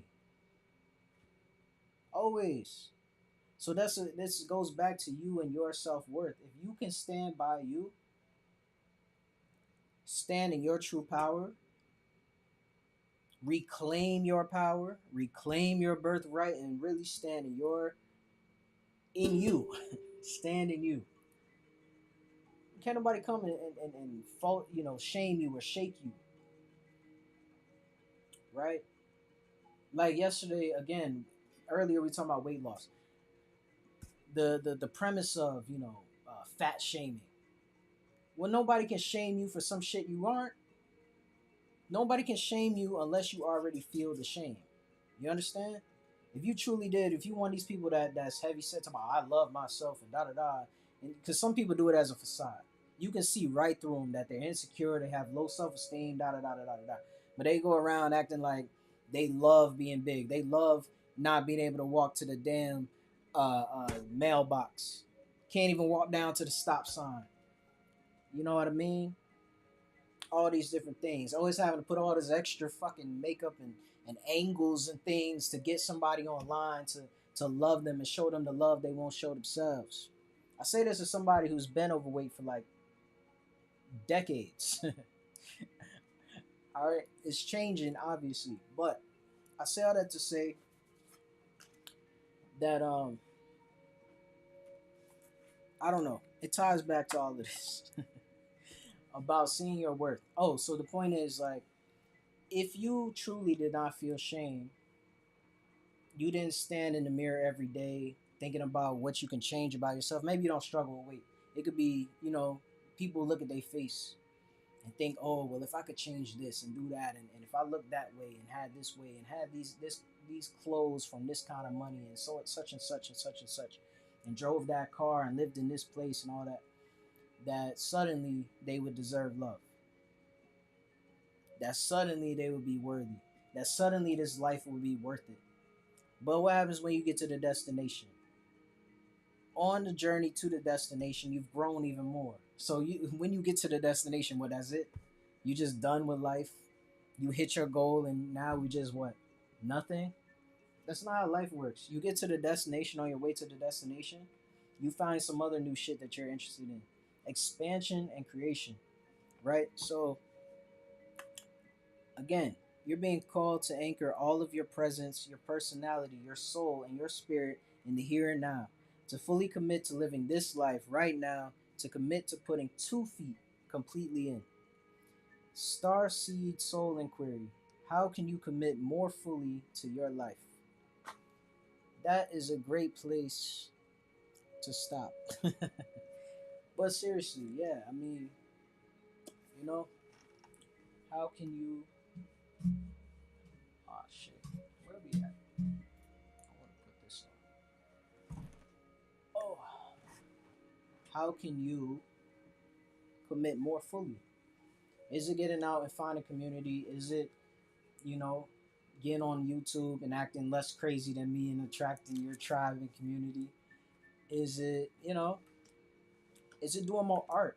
Like, seriously, for me lately, too, has been getting back in tune with the things I love to do and having it be okay to make mistakes. Like, for instance, I just started learning how to juggle, right? Now, when you're juggling, the first thing he teaches you in the book is to just let it drop. There was a big ass bird that just flew by when I threw that up. No bullshit. It looked like a hawk, maybe a crow. Crows have consciousness. They say they're as smart as 7-year-olds, 7-year-old humans, because they can recall things. But anyways, the first part of juggling is to just let it drop.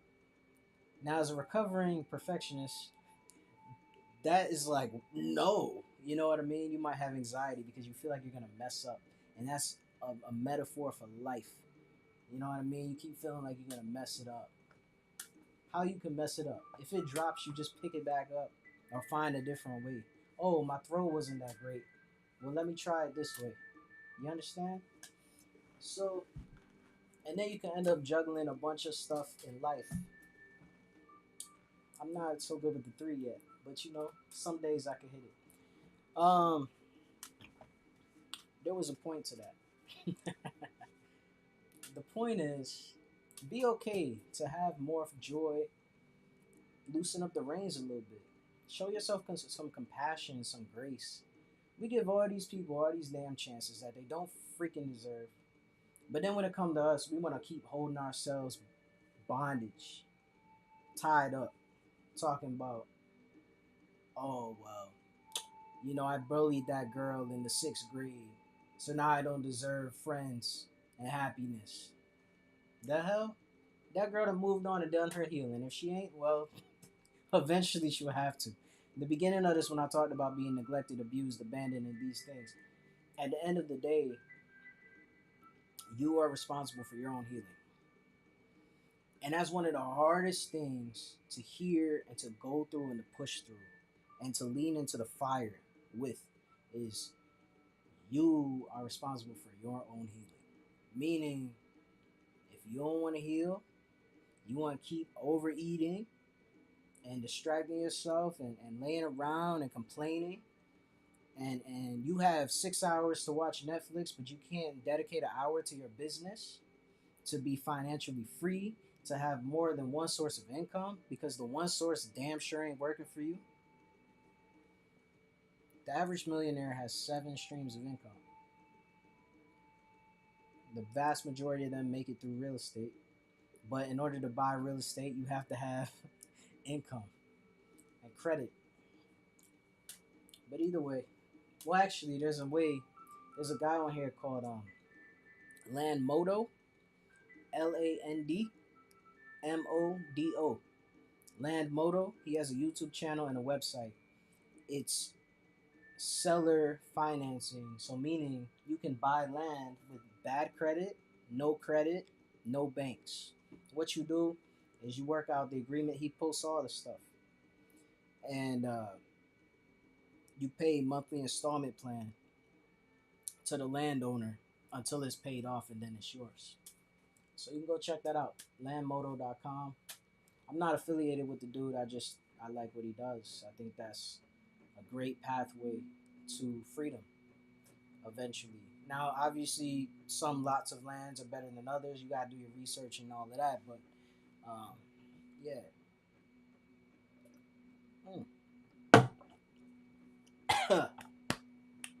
Let's pull these animals. Let's see what animal we get. You know what I'm saying? So with juggling, you're supposed to throw 2 things in the air, but it's supposed to be like in an arc. You know what I'm saying? Of course, on camera. Hey, shouts out to the sirens. Anyways, what do we have here? My desk is a mess. I must confess.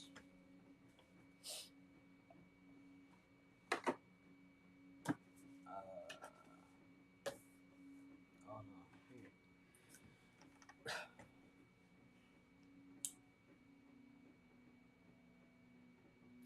There's something else.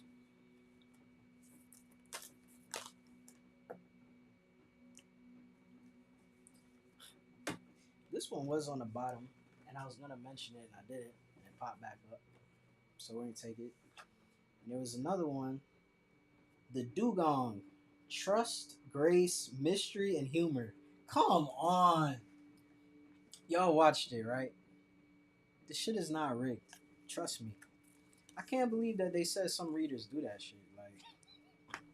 Like, they just be, they pick out the cards that they like, and then they don't shuffle on camera or some shit. I don't know. Weird stuff. Y'all got I got 3 different angles really, but anyways, let me turn this back to the color so y'all can see, you know what I mean, what we out here doing. Shoot, how did I do the other thing? Here? Oh, that's cool. Alright, so we have, this was the one that was at the bottom of the deck and popped back out. Snow leopard. Damn, look at those eyes. Piercing vision. Okay? Like I said, get very clear about what you're fighting for, what you're fueling, what you're putting into the fire. Snow leopard, mystery, agility, belief, and sensitivity. All right, that's number 13. Number 4, we started with number 4 here. Y'all not gonna believe the number of this shit. Y'all not gonna believe the number of this shit. All right, so now we got the dugong. Like I said, trust, grace, mystery, and humor. Having more fun. Another thing was ease and flow. I had wrote that on my board some weeks ago. That's helped me a lot. It's like life transforming. Those 2 words are transformation. Okay? Ease and flow. Anybody coming in your energy, your vibration that is fucking up your ease, you got to let them go because they're blocking your flow. It's like a river. Okay? You letting too many people dump their logs and their trash and their bullshit into your river, and now you're building up a dam for yourself. Now, this looks like some type of sea creature as well. Kind of look like a manatee or a manta ray. No, manatee, I think, or whatever they call it. Either way, y'all Y'all can see yourselves. I don't know what kind of animal this is, but it looks like, yeah. And it's a number 6. 4 and 6, baby. And what did we just throw? It's still here on the table. 6 and 4. Number 10. I love this shit. I love synchronicity. Like, how can you not? If you want to look at it through the lens of psychology, you can go look at Carl Jung, Jung. Yeah, it is spelled like Jung or Jung, but it's Young. Or that's how most people say it. He's really, really into the unconscious mind. So again, the subconscious. He's really into the occult, and he's the grandfather of Western modern day psychology. So if you're one of these people that has trouble putting their faith into all this metaphysical kind of woo woo kind of quantum physics realm or field, or somebody approaches you and they try to combat you with that BS, you just refer them to him, okay? Because the point is that synchronicity is recognized as a legitimate thing that happens in the psychology field. And I say legitimate because some people, if it can't be proved under a microscope and they have this American psyche, like they think it doesn't exist. Just because you can't see it under a microscope doesn't mean it doesn't exist, right? Obviously, if you're watching this channel, you've kind of elevated past that, but it's still important to note. It's a spiritual thing, but it's also, a psychological thing too. Okay, snow leopard. We just passed. Where'd it go? Shit. What was it again? I just saw it. I just saw it. Number 13. Where'd it go? All right. Snow leopard, page 51, number 6. But the card itself is number 13. If that's somebody's lucky number or what. Mystery, agility, belief, sensitivity. Perched in a snow-covered tree. Didn't I tell you I was snowing outside? Perched in a snow-covered tree, silently aware of life around her, snow leopard peers through pale green eyes, watchful, stealth, and full of mystery. Again, we're talking about the divine feminine. That's moon energy. The moon is tied to mystery in the unconscious or subconscious mind as well. The moon is about creativity. We talked about longing for the stars, so that's another thing to look into. All right. Home to barren regions of mountain, snow, and rock, snow leopard is lighter than most big cats, but with widespread paws for wading across snowfields and a thick furry tail that is nearly as long as her body, used for balance and to shield her mouth and nose from harsh winter winds. Snow leopard is well equipped for her surroundings. While her territory is spread across a vast area of Central Asia, her shy nocturnal ways mean she is almost never seen in the open. So again, I told you I like doing shit at night. Daytime thing is new, and we just talked about the moon. While other big cats are known for their fierceness and danger posed to humans, snow leopard walks a path of silent harmony and non-aggression. Unless her own cubs are being threatened, snow leopard will often choose to back off and let other predators finish a well-earned meal simply to avoid conflict. Preferring the quiet sanctity of her independence, she journeys alone much of the year, coming together only at mating time with others of her kind. Thriving in places where most would not venture, snow leopard is a lunar animal pure of spirit. We saw them ladies on that card, the tarot card above the clouds, the joyous one, remember? So that was reminding me of moon energy. And we talked about the moon, and then this lunar message came up. The message. Well, I'm going to say what they say the message is. I got my own messages too. When Snow Leopard moves into your world, she brings a sense of quiet belief and purity of motion. Patient and deeply sensitive, Snow Leopard teaches us the art of agility, balancing stillness and observation with dynamic action, informed by the silent mystery of our intuition. Divine masculine, divine feminine, intuition. We talked about all this today. Snow Leopard asks you to look beyond the surface to the spiritual teachings and gifts in your surroundings and experience. Synchronicity. All right. Snow Leopard says it's okay to walk your own path and to find comfort and serenity in your own company. We talked about seeking within other people. Seek quiet solitude, and in that solitude, you will regenerate your being and heighten your connection to your own sense of direction. Tread quietly on the path that calls, not to impress others, but simply because it feels right to you. Ease and flow, okay?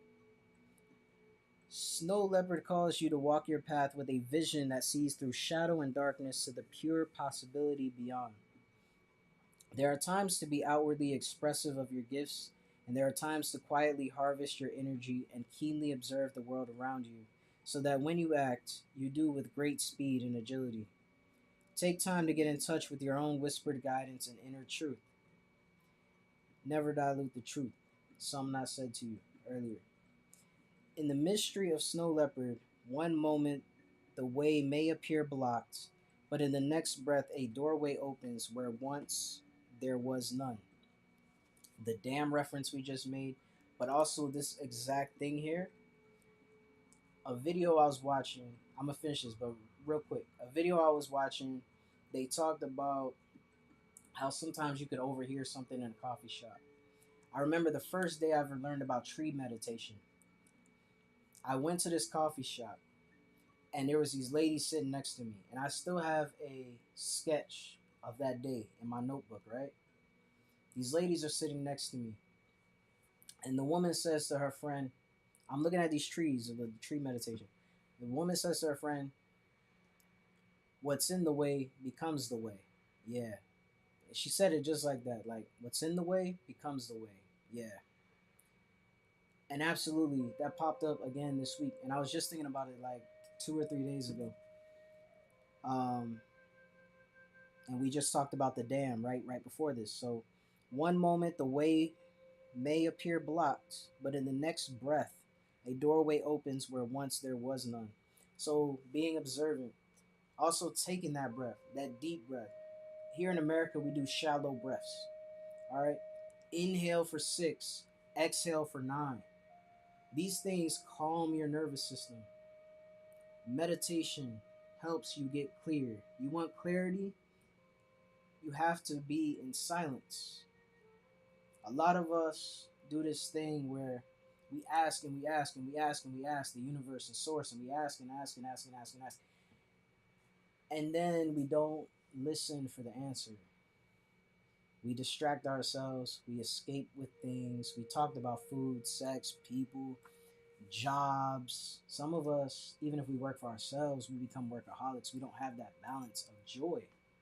That's part of the reason why I showed you the damn juggling. Like, just be fun and laugh at yourself. It's okay. You know? Right. Be patient and ever present to the subtle signs of the moment. Smile deeply and be ready to leap when the moment calls. There is magic and mystery all around you. You're a magician. You're the creator, you know? I am present to the great possibilities around and within me. When I move in harmony with the pure magic of life. Yo. I am present to the great possibilities around and within me. When I move in harmony with pure magic of life. What are we talking about? Stepping more into this life. Embracing your life. The clear vision was the first thing I said when I saw this card. Come back, baby. Where you at? There you go. Whew! The artwork on this deck is fucking crazy. It's crazy. And look, there's like a little snowflake next to the snow leopard. Hold on. Let me put it back. This is difficult. Okay. Down there in the bottom left corner, or Where it says the word leopard, look right above it, you see a snowflake. Each snowflake is unique, and it's snowing outside. I don't know if it's still snowing, but it was supposed to. I see some icicles on the power lines. So there's that. All right, the dugong. Let's see what's up with our friend here. Uh, boom, boom. Here we go. Number 6, page 32, which is number 5. Number 5 is about creativity and harmony.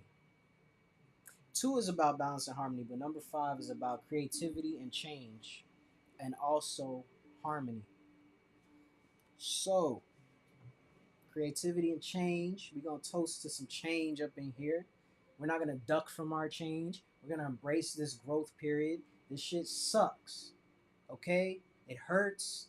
It's frustrating. You feel lost. But that's okay. Because we have community. Even if it's online, because nobody in our life understands or wants or is receptive to. They're not on the same frequency. That's okay. All right?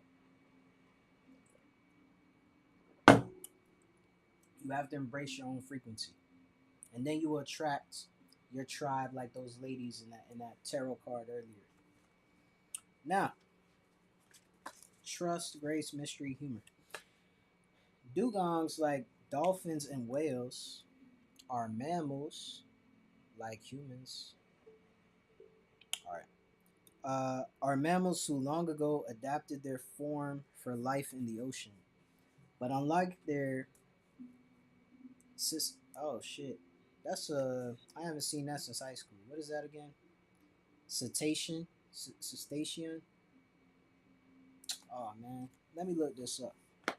Where our phone at? We gonna learn some stuff today because I don't know. See, Hellman mayonnaise discontinued. They're going out of business. Oh, South Africa, due to high inflationary import costs. Man, you should be on the vegan days by now anyway. It's just it's surprising because it's like such a staple, such a strong company. Like we talked about, like the this world crumbling, you know, disrupting the status quo, all of that. Cetaceans, I think that's how you say it. An infra order of aquatic mammals that includes whales, dolphins, and porpoises. Porpoise, porpoises. Porpoises. I don't know. Key characteristics are their fully aquatic lifestyle, streamlined body shape, and often large size and exclusively carnivorous or carnivorous diet. They're carnivores, y'all. Um, and you need to be on that veganase. That's what it is. Oh, cetaceans. Okay.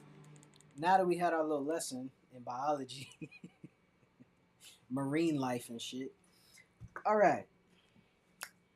Now, unlike their cetacean counterparts, dugongs' vegetarian grazing habits and gentle, slow-moving ways reflect a stronger link to their ancient days on land. Growing to lengths of 10 feet long, speaking of basketball, dugong looks similar to the walrus and has a fluked tail resembling that of a whale, but strangely its DNA links it more closely to the elephant. Referred to as the beauty of the sea in Egypt, shouts out Kemet again, queen of the sea in Kenya, and Princess Dugong in Indonesia, we talked about Bali. Dugong's story brings the great mystery of feminine power into the emotional currents of the water realm.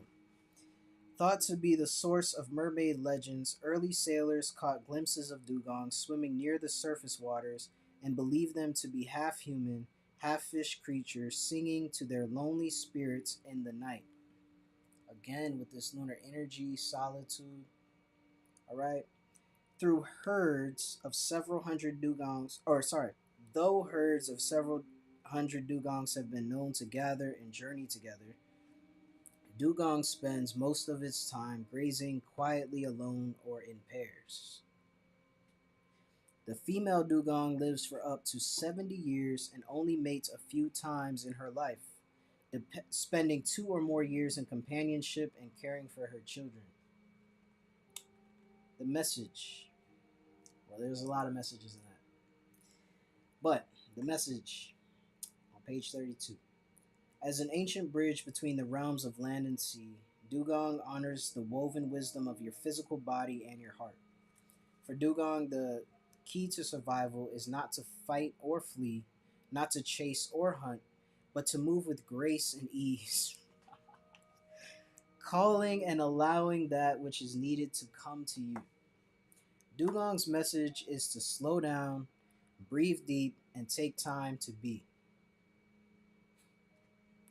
Inhale for 6, exhale for 9, several times. With dugong, more is achieved with less effort, ease, and flow. Okay? Allow the feminine power within you to sing its song into the waters, summoning that which you require and desire most. Action may still be required, but first find your place in the moment with an aim of doing from a higher state of being. I said earlier, a hawk or crow pass by. What do? They look from a hawkeye view. They look down before they dive in and make their move. Before they feast, they observe. With dugong, no matter how busy you seem to be, know that there's always time to do what is most important. All right? 6 hours on Netflix, but you can't work on your business or your side hustle.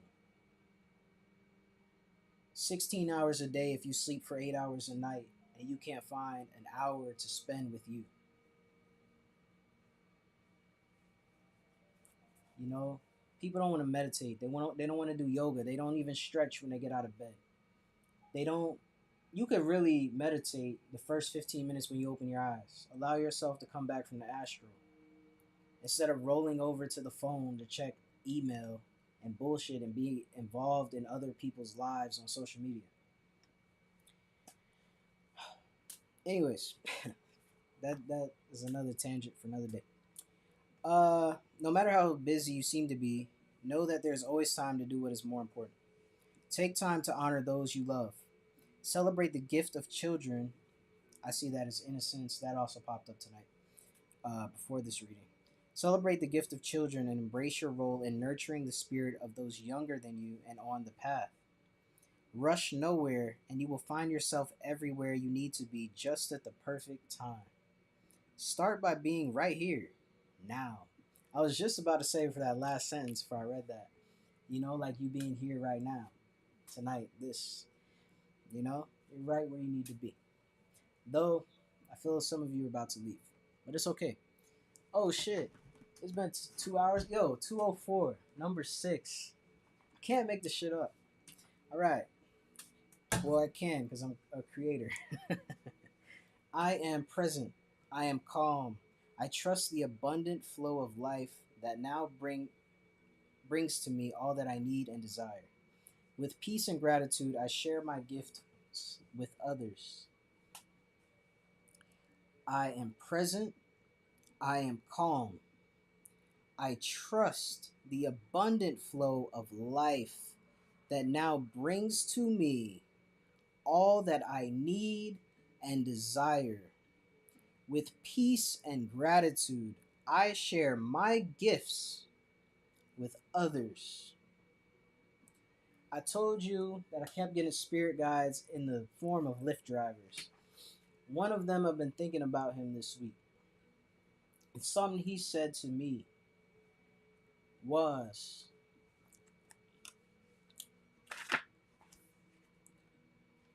everything you need will always be provided for you. Everything you need will always be provided for you. The universe will give you everything you need, will be provided. And I didn't understand it because I'm sitting here at that time I needed money. Matter of fact, I think I was a month or two before getting evicted. And the crazy thing is that the same 2 months later, right? 2 months later, after I was stressing out, freaking out, calling the United Way 211 every damn day, calling all these organizations who wouldn't help me and all these things, I moved to the city I'm in now.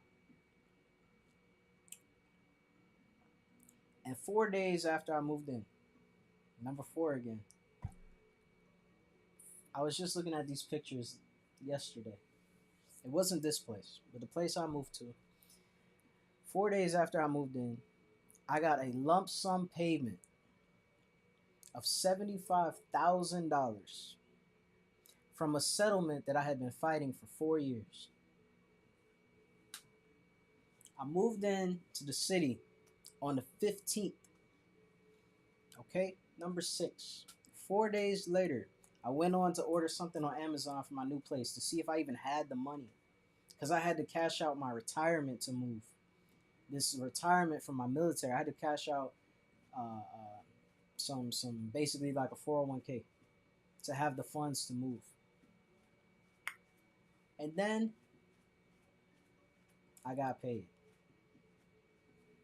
Now, the point is you're rewarded when you do what's right for you, what your intuition is telling you to do, but also everything you need will always be provided for you. And in those moments of doubt and stress and anxiety and worry and all these other things about the situation, you come back to that. Come back to that, come back to your breath. It will change your life. Literally. It really will. It's not just fluff. Alright? You are what you focus on. Your diet's not just what you eat, it's what you read, it's what you watch, it's what you listen to. Your subconscious mind only knows what you show it. It's like your YouTube algorithm. If you go to the YouTube homepage, I'm gonna show y'all. I'm gonna show y'all this. Okay? Because it's different for everybody, and that's the point. I'm gonna show y'all this. If I can. They changed my system around, so we're gonna have to figure this out together. But let's see if we can do this. Right here. No, not right here. Is it this one? Boom. Okay. Update system audio. Let me show you that. Oh no, it's not that later. I'm not trying to show you. I'm not even signed in. Look at this. I'm trying to show y'all some shit and I ain't even signed in. Hold on a minute. Hold on a minute, baby.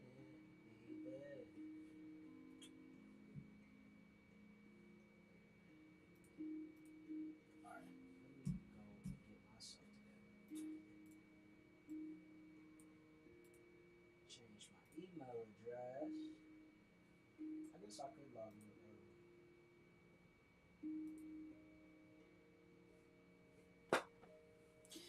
Oh! Two-factor identification. My shit's still on Do Not Disturb. That's how early it is for me. Actually, I've been going to bed around this time lately. Alright. This is what I'm here to show y'all.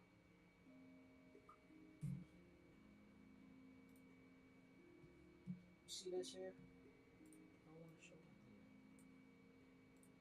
Besides me going live. Look at what's on my YouTube homepage. Alright? Let me bring this over here. Look at my YouTube homepage. Now, first off, actually, that was a great example. I should have just showed y'all. Let me pull up something real quick. Okay, we're gonna do a new incognito, new private window. All right, we're gonna go to YouTube.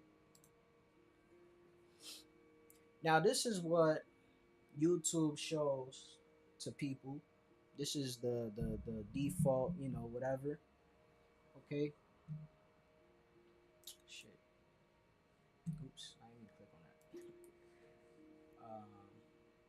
close this window and come back here. Okay, so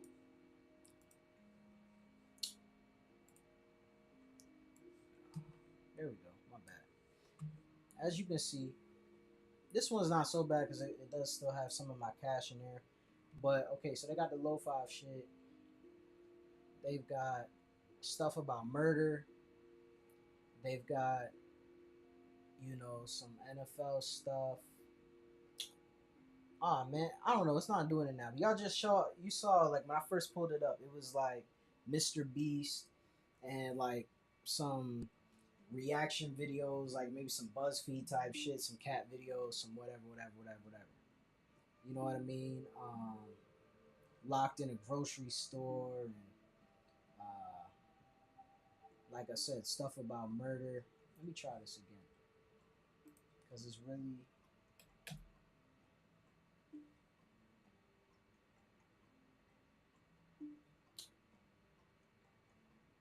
Man, whatever. If you go back a little bit before I like quickly jumped out of it, you see how YouTube will pop up normally. Maybe I can do it on Google Chrome and show you better. Um, where I'm not logged in. Let's go to file. Right.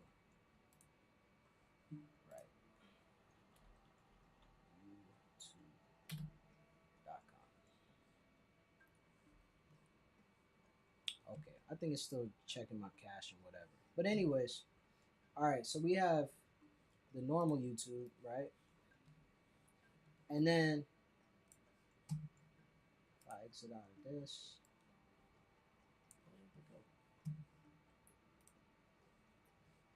then we have my shit. So when I pull up YouTube, this is what I see right here.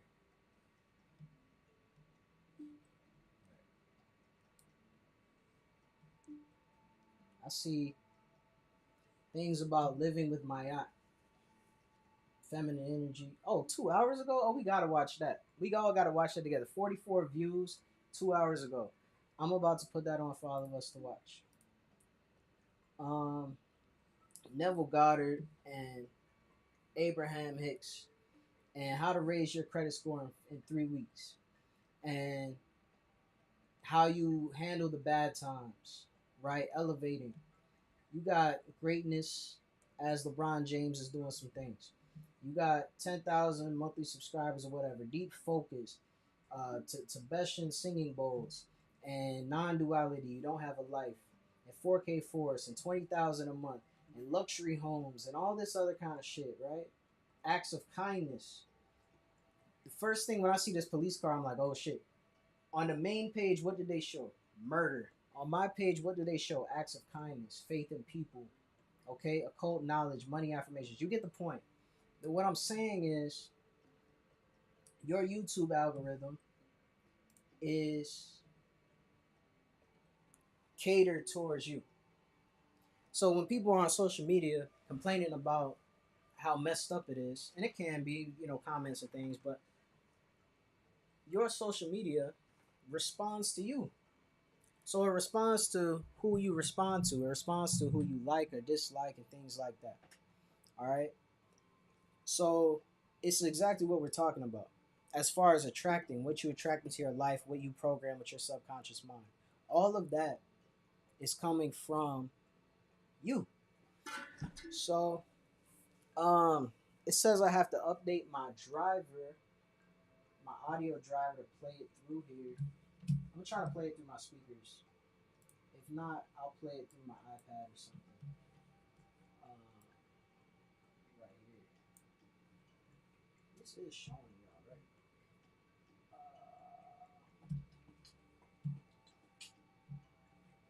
I think it should be showing. Sorry. Minimize that. Boom. Alright. Let's see the best way to do this. I'm gonna play it through my MacBook speakers and see if that will work better.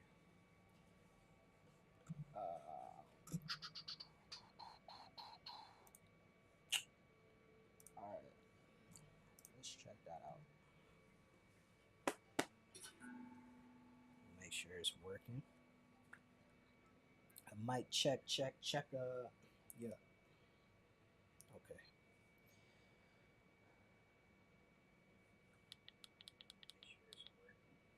Okay.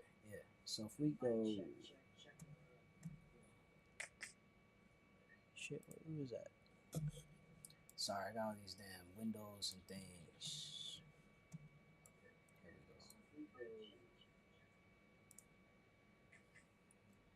Shit, who is that?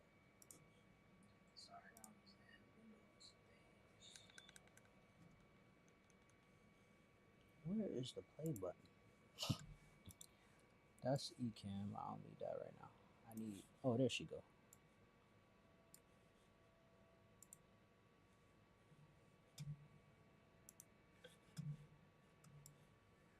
What is happening, yo? Oh, I'm gonna just do it up here because I don't know. I don't know. It says picture in picture mode. I don't see picture in picture on here. That's it, family. So, we're seeing on my aunt this year, and we are going to start with the attributes of my aunt, okay? And my aunt has these 7 attributes, which I say the attributes are meant to help us understand how we can live with my aunt in our everyday lives, right? So, the first attribute of my aunt is order. And of course, order is very important for us because if we're not living in order, then that means that we will be late to stuff, we can't find stuff. Those are always signs that you are not in order in your home. So when you have order, you already know where everything is. You don't spend a lot of time looking for it because it's in order, right? Think about your grandma. Everybody might have that grandma whose house was like perfectly clean every time you went there, and even the closets, all the sheets, everything was lined up, just perfectly folded. Everything was really in order. Those grandmas lived a great life, happy and peaceful, because they knew how to keep the order in their house. So just think about like order is the opposite of chaos. And when you live in order, it's like cleanliness is next to godliness. So you're having that higher vibration in your home brings that higher vibration within yourself as well, and brings you into that alignment of my art, which is our goal. That's what we want to do, live in my art as much as possible. And so, yes, work with that order, clear the clutter out of your house, release stuff that you're not using because that is stagnant energy. And then just find a place for everything and keep the order as much as possible. I know if you have children, that might not be easy, but that's something that we have to do and teach them to live with order as well. All right, pray that this message will help you out. Till next time, Uncle Justin. Boom. Okay. Oh wait, let's play this next one. 202. All right, so family, we are focusing on Ma'at, the goddess Ma'at, who is the ancient Kemetic goddess of the law. She is the one who we know to give us these laws that we are meant to live by. They were what's called the declarations of righteousness because they are used to help us to live in a righteous way. And that is one of the main things that God teaches us is to live with righteousness, with order, with balance, with harmony. My teaches us to live with a light heart as well. So many of us hear the story about when we make our transition, our heart is way next to a feather. And if our hearts are as light as a feather, then that means that we have lived good and learned our lessons and we can become immortal. That is what our ancient Kemetic ancestors believed. That is the story they left on the walls for us to see how they live. So that is why we always say, my aunt teaches us to live with a light heart. And she is also seen with a feather on her headdress as well.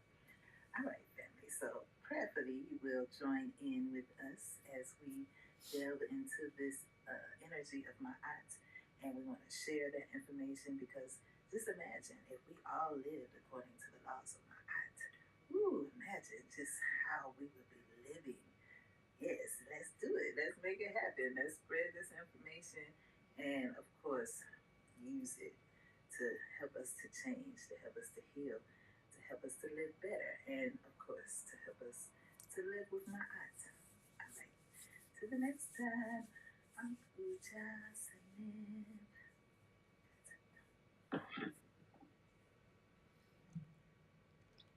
So Beautiful. we want you to realize that there's Wait. All right. Okay. So y'all get it now, right? Like y'all saw me do it live. We had a beautiful sister come in here and give you the message straight from the divine feminine. Okay? Because yeah, everything we talked about today. Oh, let me get my microphone back. Everything we talked about today, okay, balance, harmony, creation, divine feminine, all of that just came in those last two videos. The last one was 202, number 4. Today is 22 February, you know what I'm saying? So I don't know what else you want from me. Yeah, this is all beautiful. It's very painful, but the other side is more beautiful. So whatever you think that you couldn't have gotten through, you did, because you're here today. So whatever you thought it was that was gonna defeat you, it didn't. You know, they can't defeat you, yo. You know, when you walking in alignment and you walking with your light, they can't fucking defeat you. They're gonna try, they're gonna manipulate you, do all these things. It doesn't matter. Again, no outside person can determine your life for you. In the sense of earlier when we talked about shame, nobody can make you feel shame if you don't already feel shame. If you come to me and make fun of me for having green skin, listen, okay? You come to me and say, yo, your green skin is fucking ugly. I don't have green skin. So I'm gonna look at you like, what the hell are you talking? I don't care. Like, what? Green skin. Shouts out to the people with green skin, but like I don't have it, so it doesn't affect me. And that's what I mean, you know? No one can make you feel anything. Nobody can put a gun to your head. If somebody put a gun to your head and tell you, be happy right now, shit, no, you're not gonna be happy. You know what I mean? So in the same sense, we have to rewire our well, first off, rewire your neural pathways in the brain, but like that comes through your speech and your subconscious mind. Saying you made me mad. No, you reacted in a way that you felt was appropriate. And at times that can be anger. You know, anger is often demonized or made to seem like this terrible thing. Anger is your way, it's your body's way of telling you something is not right. Something is wrong. Okay? And if you need to react in that way, don't feel guilty for that. Don't apologize for that. Sometimes, you know, people do take it too far. As I said earlier, every murderer feels justified, but um, anger can be a great indicator of things that need to change within your environment, within your life, within that relationship, partnership, business partnership, friendship, lover, whoever, whatever you want to say, you know, um, or even your relationship with God, source, universe. Some of us still can't say the word God. You know, there's a lot of baggage there. But think about you are your creator working in tandem with source energy or with the creator, right? Uh, yeah, yeah. Thank y'all for being here and staying this whole time. I could talk for forever, I feel like. Though I have not been to sleep, so I should probably do that. There was one other thing though. Shit, what was it? The point is, standing your light, standing your power. Stop letting other people determine your life for you. Life's not happening to you, it's happening for you, opening up doors. What's in the way becomes the way. Everything you need will always be provided for you. Ease and flow. Anything that does not fit those two words in your life needs to go. Okay? Now, some of you, one or two, might have a kid. You can't just get rid of your child, right? But you can adapt your parenting style. There's this great show on Hulu called The Parent Test. I've been watching that. I'm not a parent yet, but I like the show. It's a good show. So, you might be able to pick up pointers on there. Or you know what? The more important thing is you are your child. Your inner child really is who needs nurturing right now. We talked about the moon nurturing. We talked about the universe, the mother universe, the womiverse nurturing, right? And maybe you didn't have a nurturing mother in this 3D world, but that doesn't mean that you yourself can't reflect that into nature, into people, into yourself. A lot of our inner childs have been neglected and shamed or punished for being sad. Again, we punishing ourselves like we don't deserve the life that we truly have been calling for, deserve, and want and need, and all of those things. So, um, anyways, I thank you for joining me. I understand some of y'all. It is today Wednesday, Thursday. It's 10:22 on Thursday, February 2nd. Okay, number 5. I say that because I know some of you may have to get ready for things. Have a wonderful, beautiful, blessed day. Oh, thank you so much. See, that should be really meaning a lot to me. It really does. Shit. Let me change back my settings. What else? I keep feeling like there's one more thing, but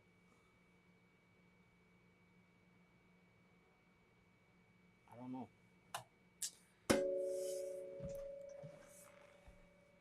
No, I don't want.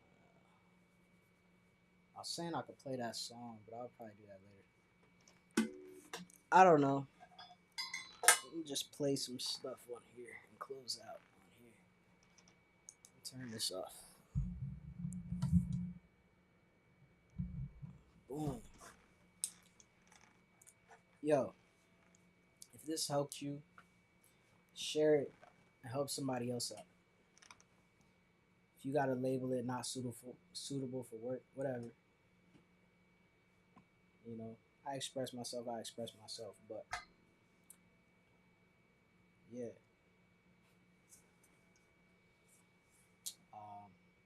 um, it's gonna be all right. It's gonna work out. It sucks. It sucks right now. It's gonna work out. You just gotta keep going. Get very clear about your intention, where you want to go, and make that shit happen. It's all gonna be okay. And don't shy away from your emotion. Like if right now you need to just feel it all, like just let it out. The other day I had to listen to like metal music, like heavy metal. It's been a while, and I listened to my favorite band from like I first found them in like 2005. Okay, I think they still making music somewhere, but the point is I had to go back and listen to a lot of shit, a lot of the rock music, and just let it out. It felt like a volcano, a lot of stuff boiling over, people trying to manipulate you and things. Like I'm done with all that. You know, you can't bring everybody along, And some of this baggage, like I said, don't let your past be a life sentence. Just because someone hurt you in the past don't mean the next person gonna hurt you. Just because you feel like you did somebody wrong in the past don't mean that you have to keep punishing you. You know? So that's where that's at. Oh, let's play the kalimba, man. In a second, I guess. I should play the singing bowls.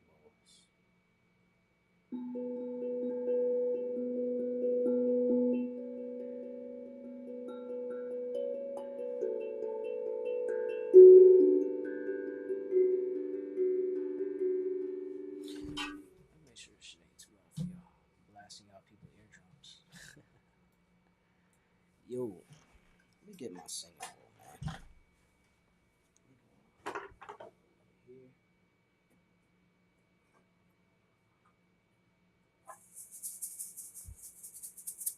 We got two singing bowls, but we're gonna use this one today. Grand Lux Tarot, Starseed Oracle, Animals. What does this shit say? The Secret Language of Animals. Alright. And you know what I noticed? We had. Let me put that on there. Hold on. Where's it at? Where's it at? Where's it at? I just noticed it. We've had a $2 bill here the entire time. Freaking beautiful. Alright. Close out.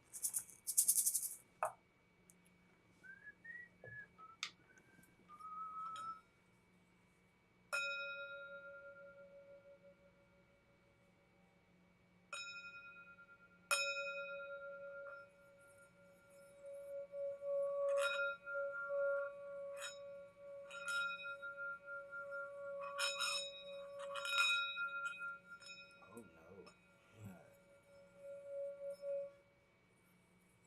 It's been a while since I played this one.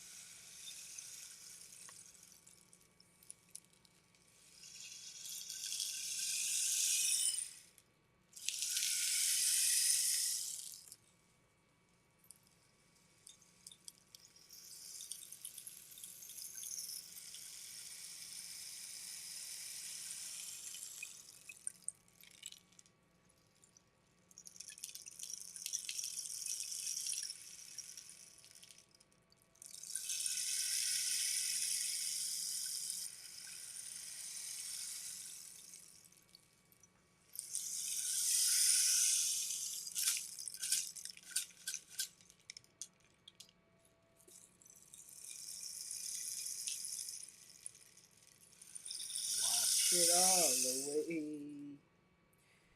Take a spiritual bath today. Make sure you clean your home first. All right. That was wonderful. Wonderful.